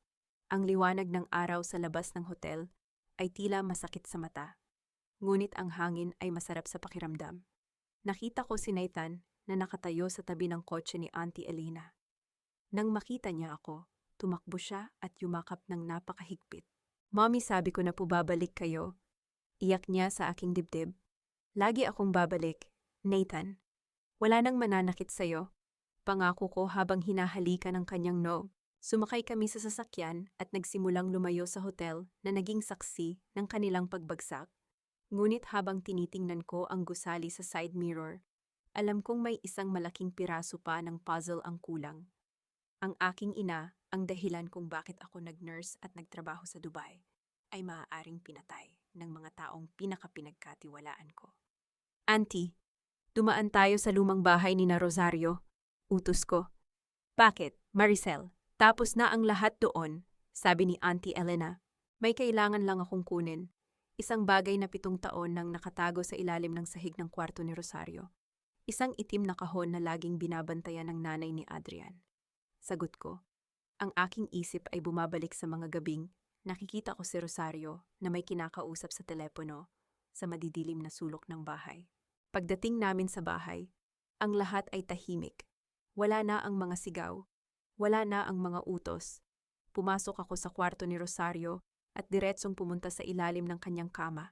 Sa tulong ng isang martilyo, binasag ko ang isang bahagi ng kahoy na sahig. Doon, nahanap ko ang isang itim na kahon na bakal. Nang buksan ko ito, hindi ginto ang nakita ko, hindi pera, kundi isang bungkos ng mga liham na hindi nakarating sa akin sa Dubai, mga liham mula sa aking ina bago siya mamatay. At sa pinakailalim, may isang maliit na bote ng gamot na may label na Arabic, na may nakasulat na pangalan ni Rosario. Binasa ko ang huling liham ng aking ina, Maricel, anak. Huwag kang magtitiwala kay Rosario. Pinapalitan niya ang mga gamot ko sa puso. Natatakot ako. Kung hindi na ako magising bukas, alam mo na kung sino ang may gawa. Ang galit na naramdaman ko kanina ay wala pa sa kalahati ng nararamdaman ko ngayon. Ang pamilyang ito ay hindi lang mga nagnanakaw sila, ay mga mamamatay tao. Habang hawak ko ang bote ng lason, biglang tumunog ang landline sa bahay ni Rosario. Sinagot ko ito nang walang imik. Hello, Rosario. Tapos na ba ang trabaho? Siguraduhin mong wala nang bakas si Maricel sa mundong ito. Dahil kung hindi, kukunin ko ang lahat ng ibinigay ko sa inyo. Isang boses ng isang makapangyarihang lalaki. Ang narinig ko isang boses na narinig ko na noon sa opisina ng ospital sa Dubai. Sino ang mastermind sa likod ng lahat ng ito? Ang boses sa kabilang linya ay hindi lamang isang tunog. Ito ay isang multo mula sa aking nakaraan na akala ko ay nananatili na sa mainit na buhangin ng Dubai. Ang bawat salitang binitawan niya ay tila mga tipak ng yelo na bumabagsak sa aking sistema. 7 taon akong nagtrabaho sa ilalim ng kanyang awtoridad. Humahanga sa kanyang talino bilang chief surgeon. Hindi alam na siya ang arkitekto ng impyernong kinasasadlakan ko. Ang isang nurse ay sinanay na makinig sa mahihinang bulong ng mga naghihingalong pasyente. Kaya naman hindi ako maaaring magkamali. Ang boses na iyon ay kay Dr. Victor Santillan. Hindi si Rosario ito, sabi ko. Ang aking tinig ay kasing talim ng bagong hasang scalpel. Si Maricel ito, Doctor. Ang nurse na ginawa mong taw-tauhan sa loob ng 7 taon. Katahimikan. Isang mahaba at nakabibinging katahimikan ang naghari sa kabilang linya.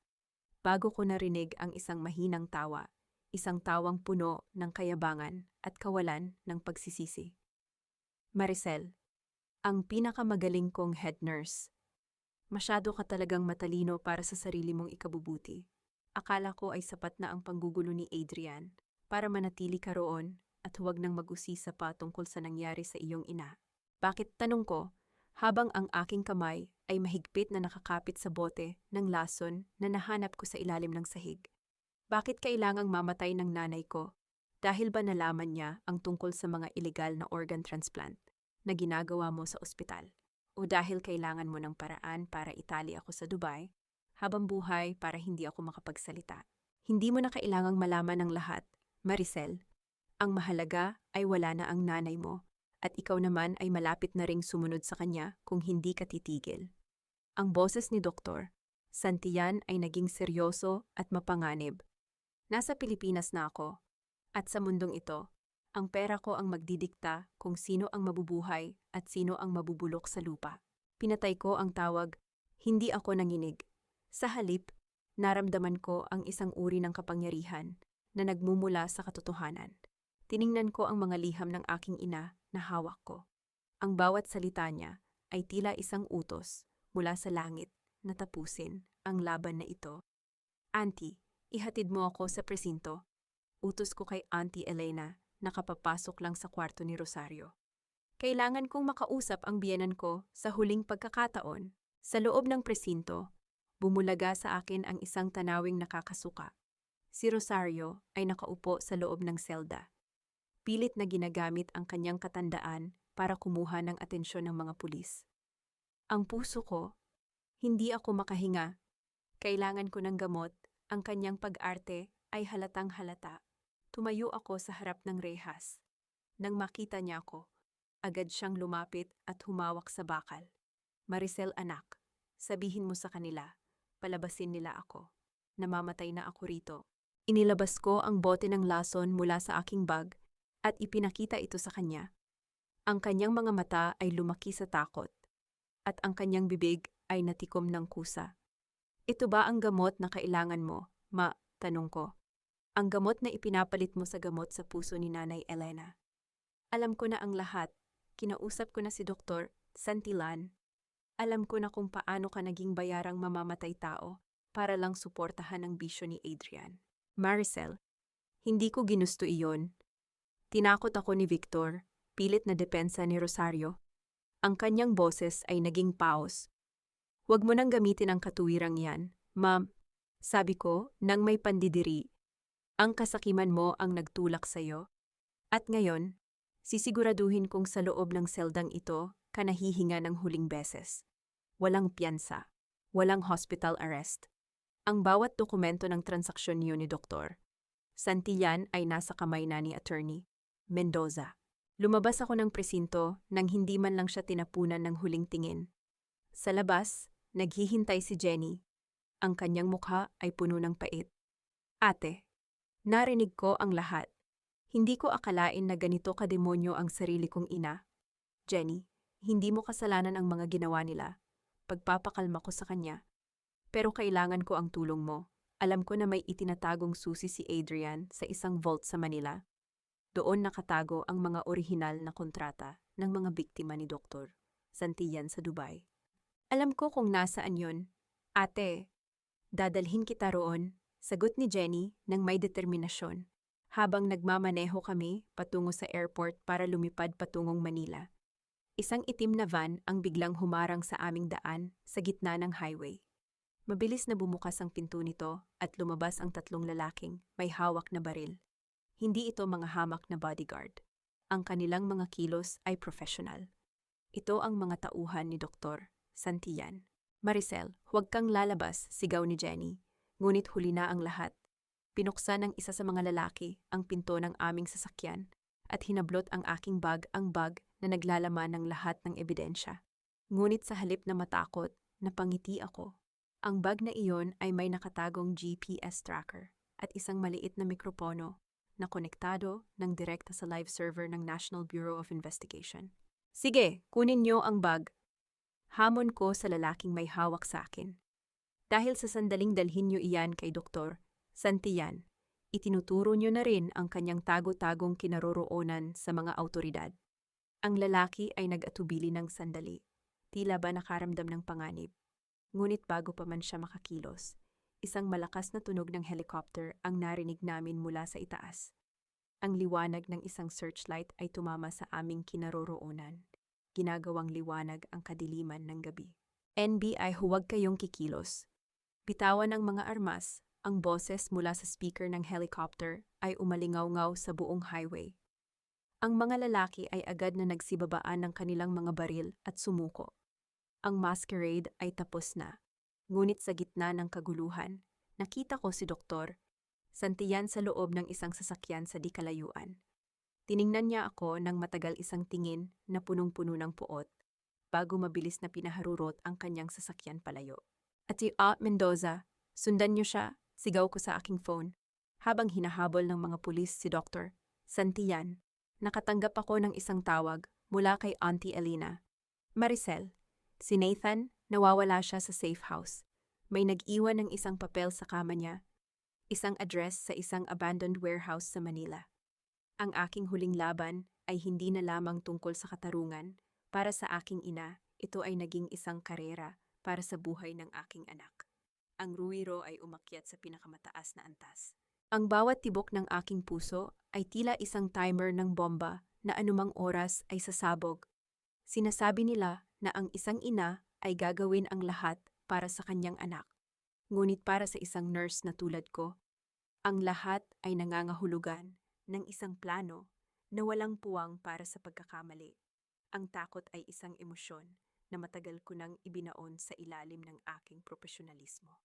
Habang tinatahak namin ang madilim na kalsada, patungo sa isang abandonadong warehouse sa Manila, ang tanging nararamdaman ko ay ang lamig ng aking sariling determinasyon.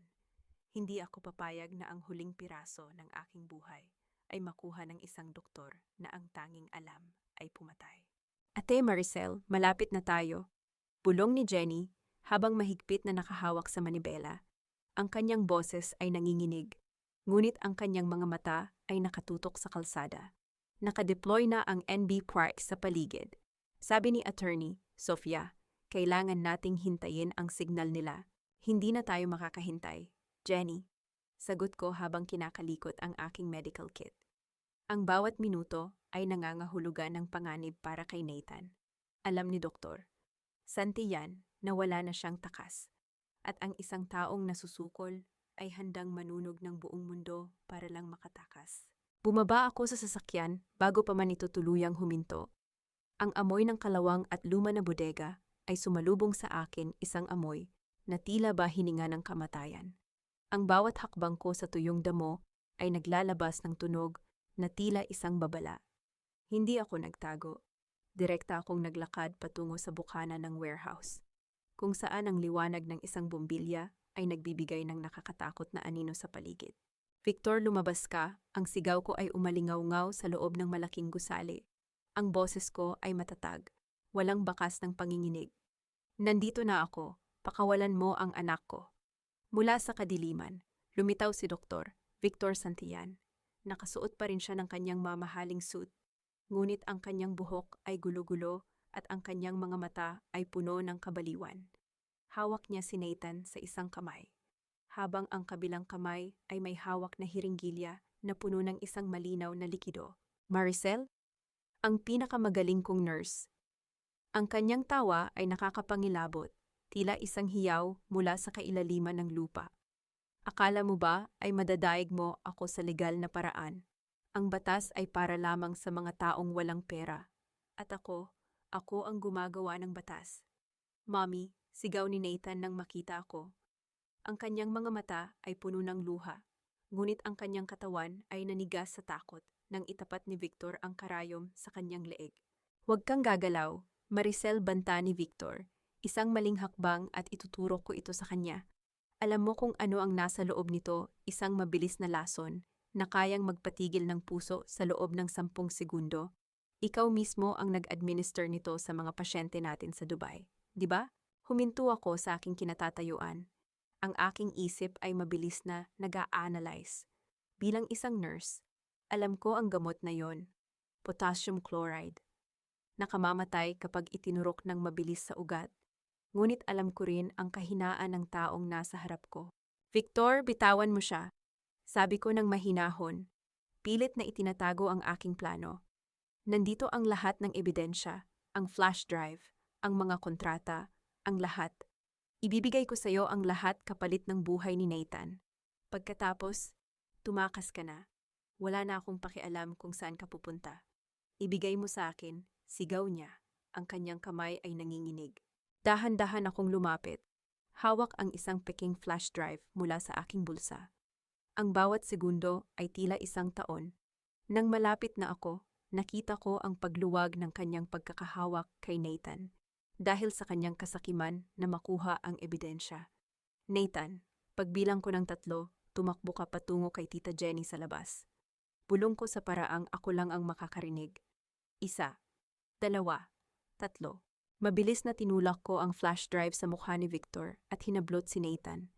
Ang tunog ng pagtama ng metal sa sahig ay naging hudyat ng aming pagtakas. Ngunit bago pa man kami makalayo, hinablot ni Victor ang aking buhok at itinulak ako sa pader. Ang sakit ay gumuhit sa aking likuran, ngunit hindi ko hinayaang mabitawan si Nathan. Takbo, Nathan takbo, sigaw ko. Nakita ko si Nathan na nakalabas ng pinto at sinalubong ni Jenny. Ngayon, ako na lang at si Victor. Ang katahimikan ng warehouse ay napalitan ng tunog ng aming mabigat na paghinga. Papatayin kita, Maricel, hiyaw ni Victor habang sinasugod ako gamit ang hiringgilya. Mabilis akong umiwas. Ginamit ko ang aking kaalaman sa anatomy. Inasinta ko ang nerve point sa kanyang braso at hinampas ito gamit ang aking medical kit. Ang tunog ng pagkabali ng karayom sa semento ay tila isang kanta ng tagumpay. Napasigaw si Victor sa sakit. At doon ko na ibinigay ang isang matinding sampal, isang sampal na hindi lang para sa akin, kundi para sa aking ina at sa lahat ng biktima niya. Iyan ay para kay Nanay Elena, sigaw ko, kasunod ng isa pang sampal. At iyan ay para sa lahat ng buhay na sinira mo. Napasandal si Victor sa mga lumang kahon. Ang kanyang mukha ay puno ng dugo at gulat. Hindi niya akalain na ang isang taw-tauhan niyang nurse ay may ganitong klaseng lakas. Tapos na ang operasyon, Doktor. Sabi ko habang dahan-dahang lumalapit sa kanya. Ang pasyente ay patay na, at ang killer ay ikaw.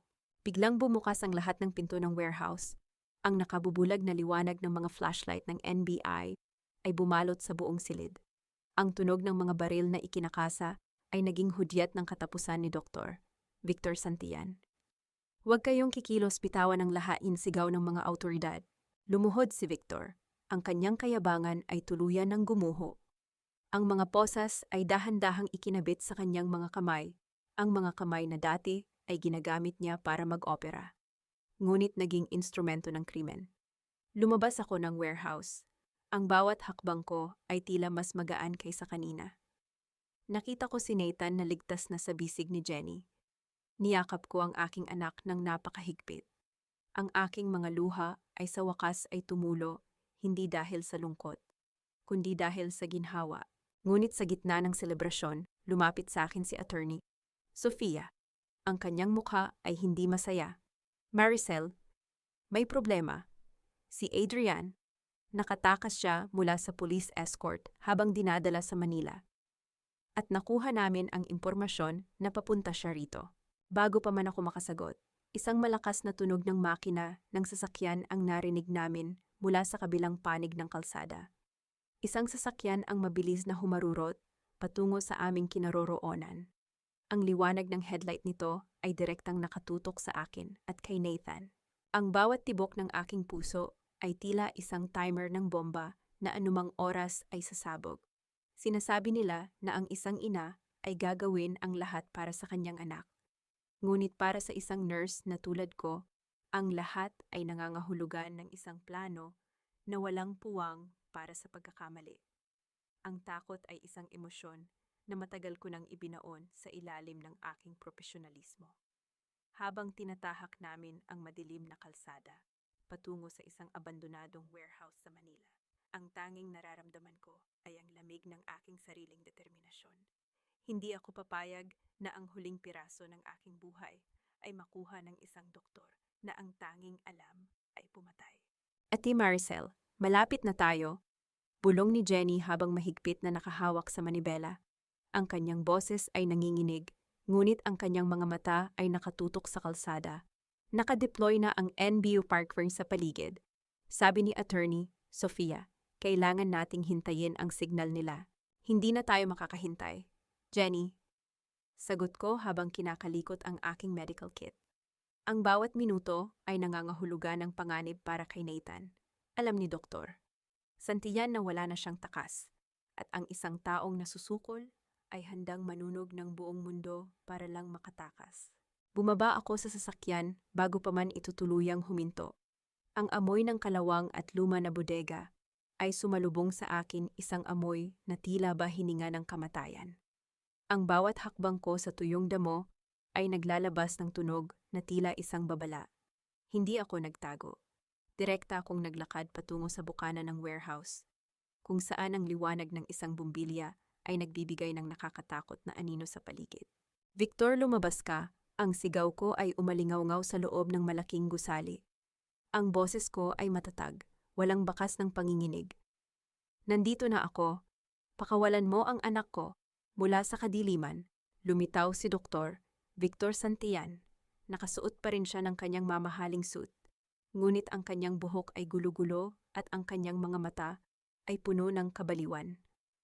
Hawak niya si Nathan sa isang kamay, habang ang kabilang kamay ay may hawak na hiringgilya na puno ng isang malinaw na likido. Maricel, ang pinakamagaling kong nurse. Ang kanyang tawa ay nakakapangilabot, tila isang hiyaw mula sa kailaliman ng lupa. Akala mo ba ay madadaig mo ako sa legal na paraan? Ang batas ay para lamang sa mga taong walang pera. At ako ang gumagawa ng batas. Mommy, sigaw ni Nathan nang makita ako. Ang kanyang mga mata ay puno ng luha. Ngunit ang kanyang katawan ay nanigas sa takot nang itapat ni Victor ang karayom sa kanyang leeg. Huwag kang gagalaw, Maricel, banta ni Victor. Isang maling hakbang at ituturok ko ito sa kanya. Alam mo kung ano ang nasa loob nito, isang mabilis na lason na kayang magpatigil ng puso sa loob ng 10 segundo. Ikaw mismo ang nag-administer nito sa mga pasyente natin sa Dubai, di ba? Huminto ako sa aking kinatatayuan. Ang aking isip ay mabilis na nag-a-analyze. Bilang isang nurse, alam ko ang gamot na yon, potassium chloride, nakamamatay kapag itinurok ng mabilis sa ugat. Ngunit alam ko rin ang kahinaan ng taong nasa harap ko. Victor, bitawan mo siya, sabi ko ng mahinahon. Pilit na itinatago ang aking plano. Nandito ang lahat ng ebidensya. Ang flash drive, ang mga kontrata, ang lahat. Ibibigay ko sa iyo ang lahat kapalit ng buhay ni Nathan. Pagkatapos, tumakas ka na. Wala na akong pakialam kung saan ka pupunta. Ibigay mo sa akin, sigaw niya. Ang kanyang kamay ay nanginginig. Dahan-dahan akong lumapit. Hawak ang isang pekeng flash drive mula sa aking bulsa. Ang bawat segundo ay tila isang taon. Nang malapit na ako, nakita ko ang pagluwag ng kanyang pagkakahawak kay Nathan dahil sa kanyang kasakiman na makuha ang ebidensya. Nathan, pagbilang ko ng 3, tumakbo ka patungo kay Tita Jenny sa labas.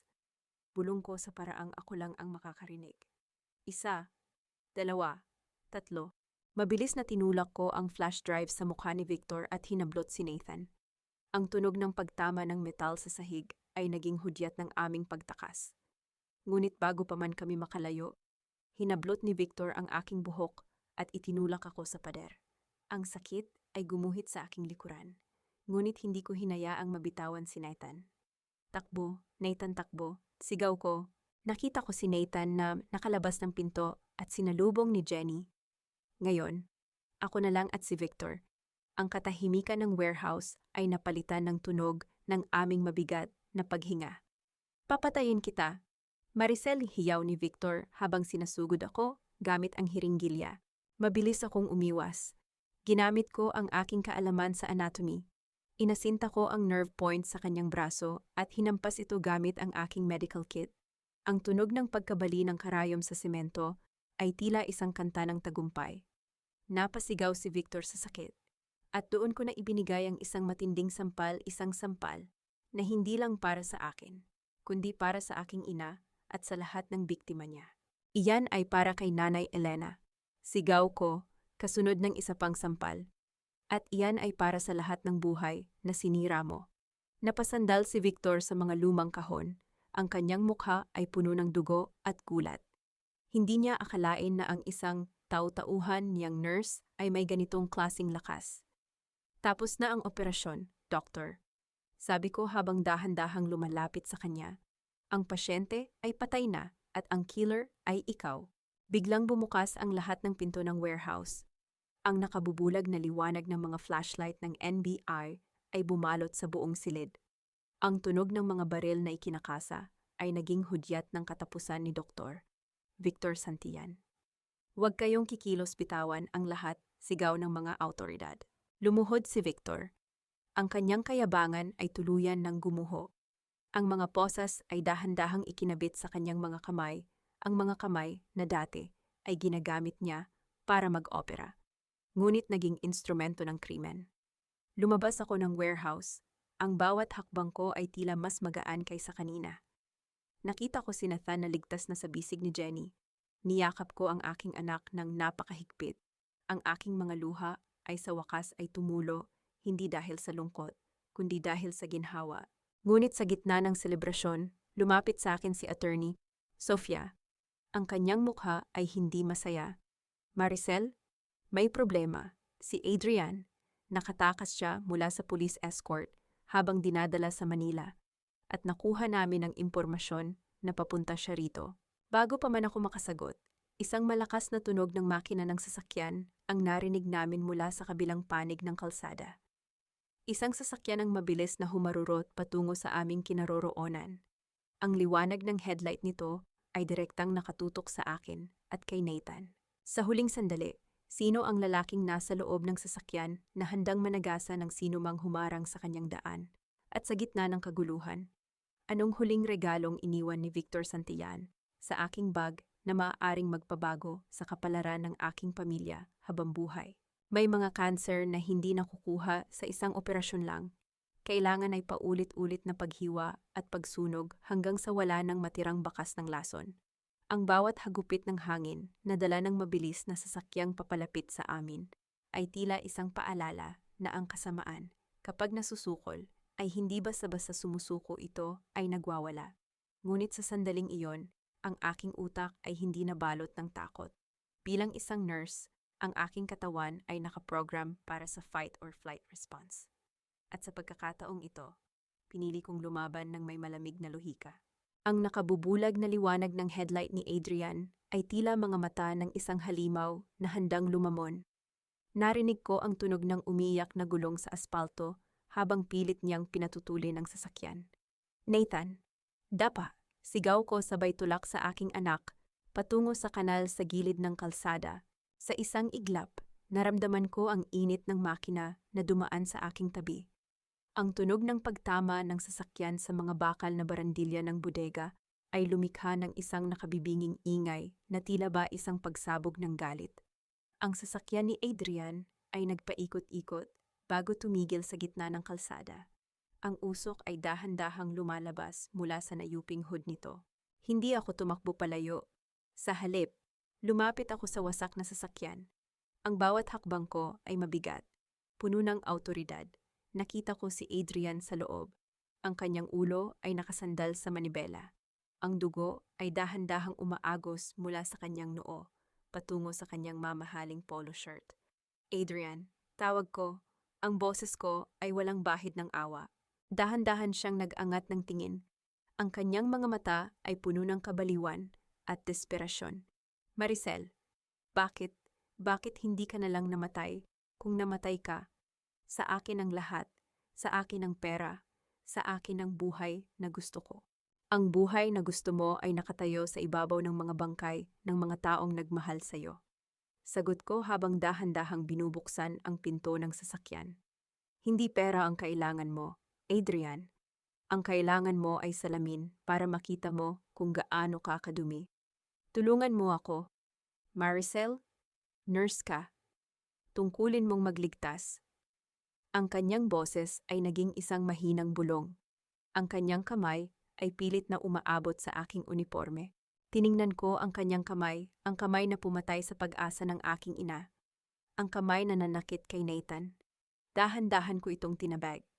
Ang tungkulin ko ay magligtas ng mga taong may halaga sa mundo. Ikaw ay isang basura na kailangan ng itapon sa tamang lugar. Sa sandaling iyon, dumating ang mga awtoridad. Ang tunog ng mga posas na muling ikinakabit kay Adrian ay tila isang musika sa aking pandinig. Wala na ang kanyang yabang. Wala na ang kanyang mga plano. Ang tanging natira ay ang isang lalaking wasak ang pagkatao, kasabay ng kanyang wasak na sasakyan. Bumalik ako kay Nathan na ngayon ay inaalalayan ni Jenny at attorney. Sofia, niyakap ko siya ng mahigpit, dinaramdam ang bawat tibok ng kanyang puso. Ligtas na tayo, anak, wala nang babalik. Ngunit naalala ko ang sinabi ni Sofia tungkol sa regalo ni Doktor. Santiyan sa loob ng aking bag. Kinuha ko ang aking medical bag at hinalungkat ang bawat sulok nito.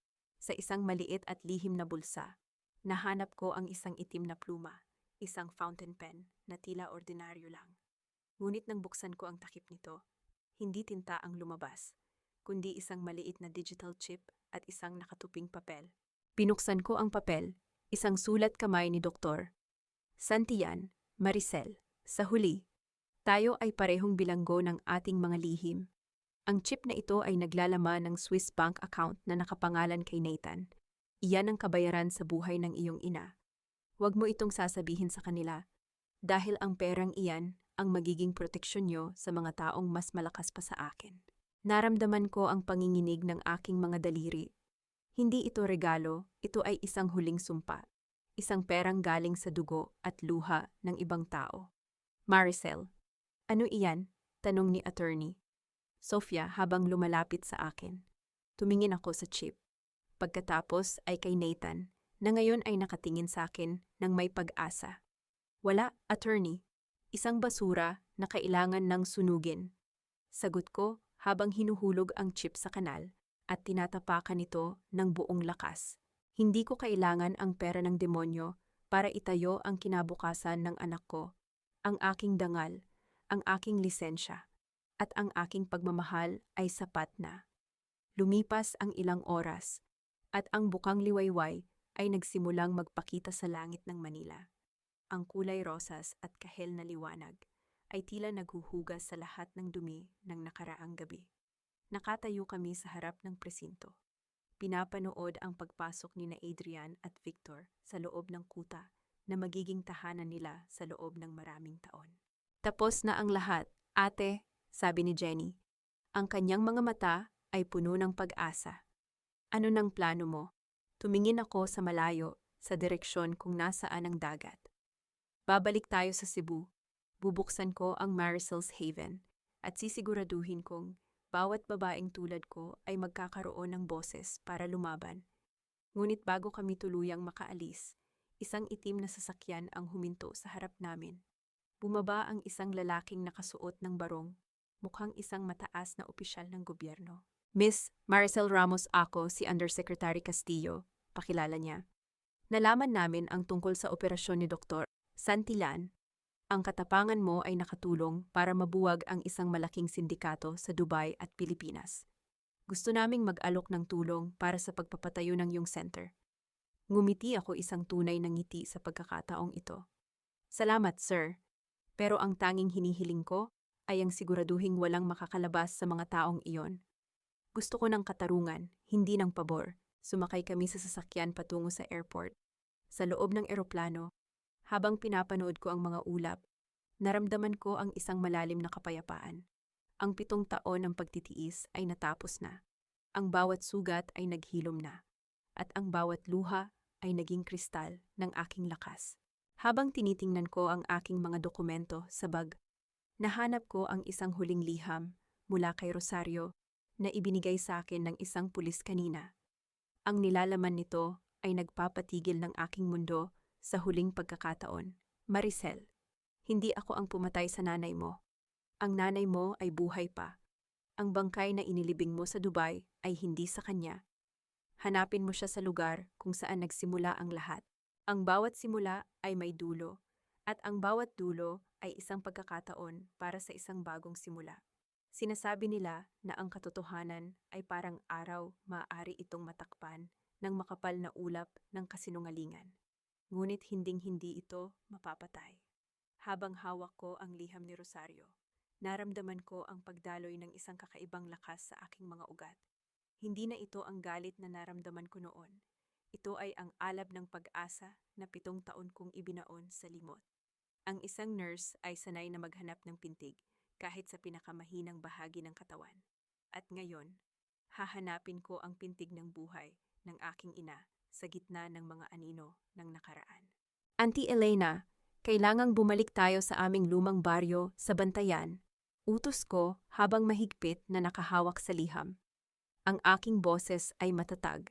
Walang pag-aalinlangan. Doon nagsimula ang lahat. Doon dinala ni Adrian si nanay bago ako umalis patungong Dubai. Maricel, anak, totoo kaya ito? Baka huling laro lang ito ni Rosario para guluhin ang isip mo. May pag-aalalang sabi ni Auntie Elena. Hindi, Auntie. Ang boses ni Rosario sa huling pagkakataon ay hindi na boses ng isang manipulator. Iyon ay boses ng isang taong takot sa sarili niyang kamatayan. Sagot ko habang tinitingnan ang isang lumang litrato ni Nanay Elena sa aking wallet. Sa loob ng ilang oras, tinahak namin ang daan patungo sa aming kinalakihang probinsya. Ang tunog ng alon ng dagat na humahampas sa pampang ay tila isang kanta ng pagsalubong. Pagdating namin sa isang maliit na kumbento sa dulo ng bayan, isang tahimik na lugar na pinapatakbo ng mga madre. Naramdaman ko ang isang pamilyar na amoy, ang amoy ng sampagita at langis ng niyog na laging ginagamit ni nanay. Hinahanap ko po si Sister Maria o ang babaeng dinala rito, 7 taon na ang nakalilipas na walang pangalan. Sabi ko sa madring nagbukas ng pinto. Dinala kami ng madre sa isang maliit na garden sa likod ng kumbento. Doon, nakita ko ang isang babaeng nakaupo sa wheelchair, nakatitig sa papalubog na araw, kahit nakatalikod siya. Kilala ko ang bawat kurba ng kanyang balikat. Ang bawat hibla ng kanyang puting buhok ay tila isang kwento ng pagtitiis. Nanay, tawag ko, ang boses ko ay halos isang bulong. Dahan-dahang lumingon ang matanda. Ang kanyang mga mata ay malabo na. Ngunit nang makita niya ako, ang isang luha ay dahan-dahang gumuhit sa kanyang kulubot na pisngi. Maricel, anak ko, bumalik ka na. Niyakap ko siya ng napakahigpit. Ang tunog ng aming mga hikbi ay humalo sa huni ng mga ibon sa paligid. Doon ko nalaman ang buong katotohanan dahil nalaman ni nanay ang mga ilegal na gawain ni Doktor. Santiyan, pinalak siyang patayin, ngunit dahil sa huling bakas ng konsensya ni Rosario, itinago siya rito at pinalabas na namatay na sa Dubai gamit ang isang piking bangkay. 7 taon siyang naging bilanggo ng katahimikan para lamang mailigtas ang buhay ko. Tapos na hindi na tayo matatago, hindi na tayo matatakot, pangako ko sa kanya. Pagkalipas ng ilang buwan, ang hustisya ay tuluyan ng nanalo. Si Adrian, Bianca, at Doktor Santiyan ay nahatulan ng habambuhay na pagkabilanggo ng walang pagkakataon para sa piyansa. Ang bawat balita sa telebisyon tungkol sa kanilang hatol ay tila isang malakas na sampal ng katotohanan sa buong bansa. Si Rosario naman ay nananatili sa isang psychiatric facility sa loob ng kulungan. Kinakain ng sarili niyang konsensya hanggang sa huling sandali. Nakatayo ako ngayon sa harap ng isang bagong gusali sa Cebu, ang Maricel's Haven, isang center para sa mga kababaihan at batang biktima ng pang-aabuso, at isang consultancy firm para sa mga OFW na nais protektahan ang kanilang pinaghirapan. Nakasuot ako ng aking puting nurse uniform. Ngunit sa pagkakataong ito, hindi ako nagtatrabaho para sa iba. Nagtatrabaho ako para sa aking pangarap. Mommy, look, ang ganda ng garden ni Lola. Sigaw ni Nathan habang tumatakbo patungo kay Nanay Elena, na ngayon ay masigla ng nagdidilig ng mga halaman sa harap ng center. Lumapit sa akin si Jenny, na ngayon ay tumatayong administrator ng center. Ate, marami nang nag-e-enroll para sa ating financial literacy program. Maraming OFW wives ang gustong matuto kung paano hindi maging biktima ng sarili nilang pamilya. Mabuti, Jenny. Iyan ang layunin natin, ang gawing lakas ang bawat sakit. Sagot ko ng may ngiti. Isang itim na sasakyan ang huminto sa harap. Bumaba si Attorney Sofia Mendoza. May dalang isang plake. Maricel, congratulations. Ang Maricel's Haven ay kinilala bilang Outstanding Social Enterprise of the Year. Ang tapangan mo ay naging inspirasyon sa libu-libong Pilipina sa buong mundo. Kinuha ko ang plake. Ngunit hindi ang parangal ang mahalaga sa akin. Ang mahalaga ay ang katahimikang nararamdaman ko tuwing gabi habang pinapanood ko ang aking anak na natutulog nang walang takot. Ang mahalaga ay ang bawat pasyenteng natutulungan ko na mahanap ang kanilang sariling lakas. Tumingin ako sa salamin sa lobby ng center. Nakita ko ang isang babaeng hindi na matitinag ng anumang bagyo. Ang Maricel na umalis patungong Dubai ay isang biktima ng pag-ibig at tungkulin. Ngunit ang Maricel na nakatayo ngayon ay isang reyna ng kanyang sariling tadhana. Adrian, Bianca, kung nasaan man kayo ngayon, sana ay makita niyo ito. Bulong ko sa aking sarili. Ang pinakamagandang higanti ay hindi ang makita kayong naghihirap, kundi ang makita ang sarili kong nagniningning sa kabila ng lahat ng basurang itinapon niyo sa akin. Huminga ako ng malalim. Nilalanghap ang sariwang hangin ng kalayaan. Ang tunog ng tawanan ni Nathan at Nanay Elena sa labas ay ang pinakamagandang musika na narinig ko sa aking buong buhay.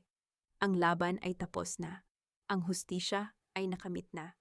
At ang bukas ay sa wakas ay akin na. Mommy, tara na kakain na tayo. Tawag ni Nathan. Sandali lang, anak. Sagot ko habang inaayos ang aking stethoscope.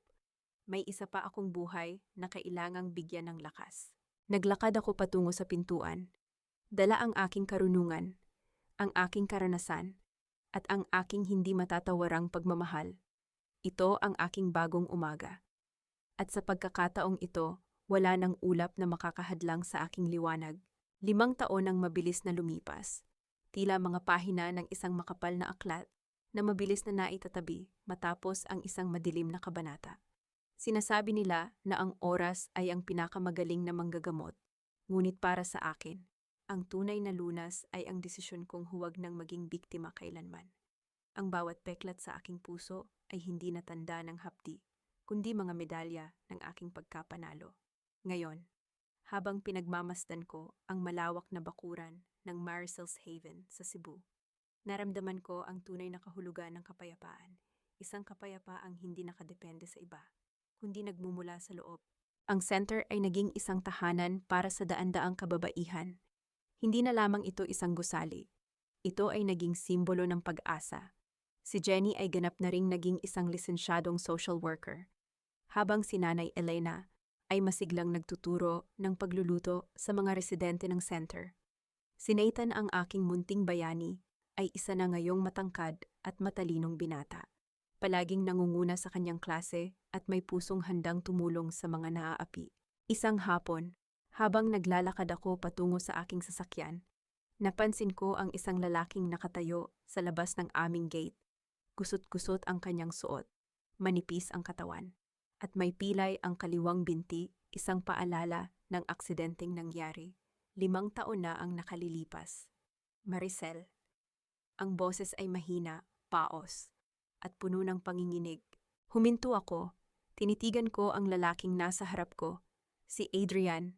Kalalaya lang niya mula sa bilangguan dahil sa humanitarian reasons, bunga ng kanyang lumalalang sakit. Wala na ang kanyang yabang, wala na ang kanyang kintab. Ang tanging natira ay ang isang anino ng lalaking minsang nagnakaw ng aking dangal. Maricel, patawarin mo ako. Bulong niya habang dahan-dahang lumuluhod sa semento. Wala na akong mapuntahan. Iniwan na ako ni Mama. Pumanaw na siya sa ospital noong nakaraang buwan. Si Bianca naman ay may iba ng buhay sa loob ng kulungan. Ikaw lang ang pag-asa ko. Tiningnan ko siya ng matagal. Sa loob ng 5 taon, inisip ko kung anong mararamdaman ko sa sandaling ito. Akala ko ay magagalit ako, o kaya ay matutuwa sa kanyang sinapit. Ngunit sa halip, wala akong naramdaman.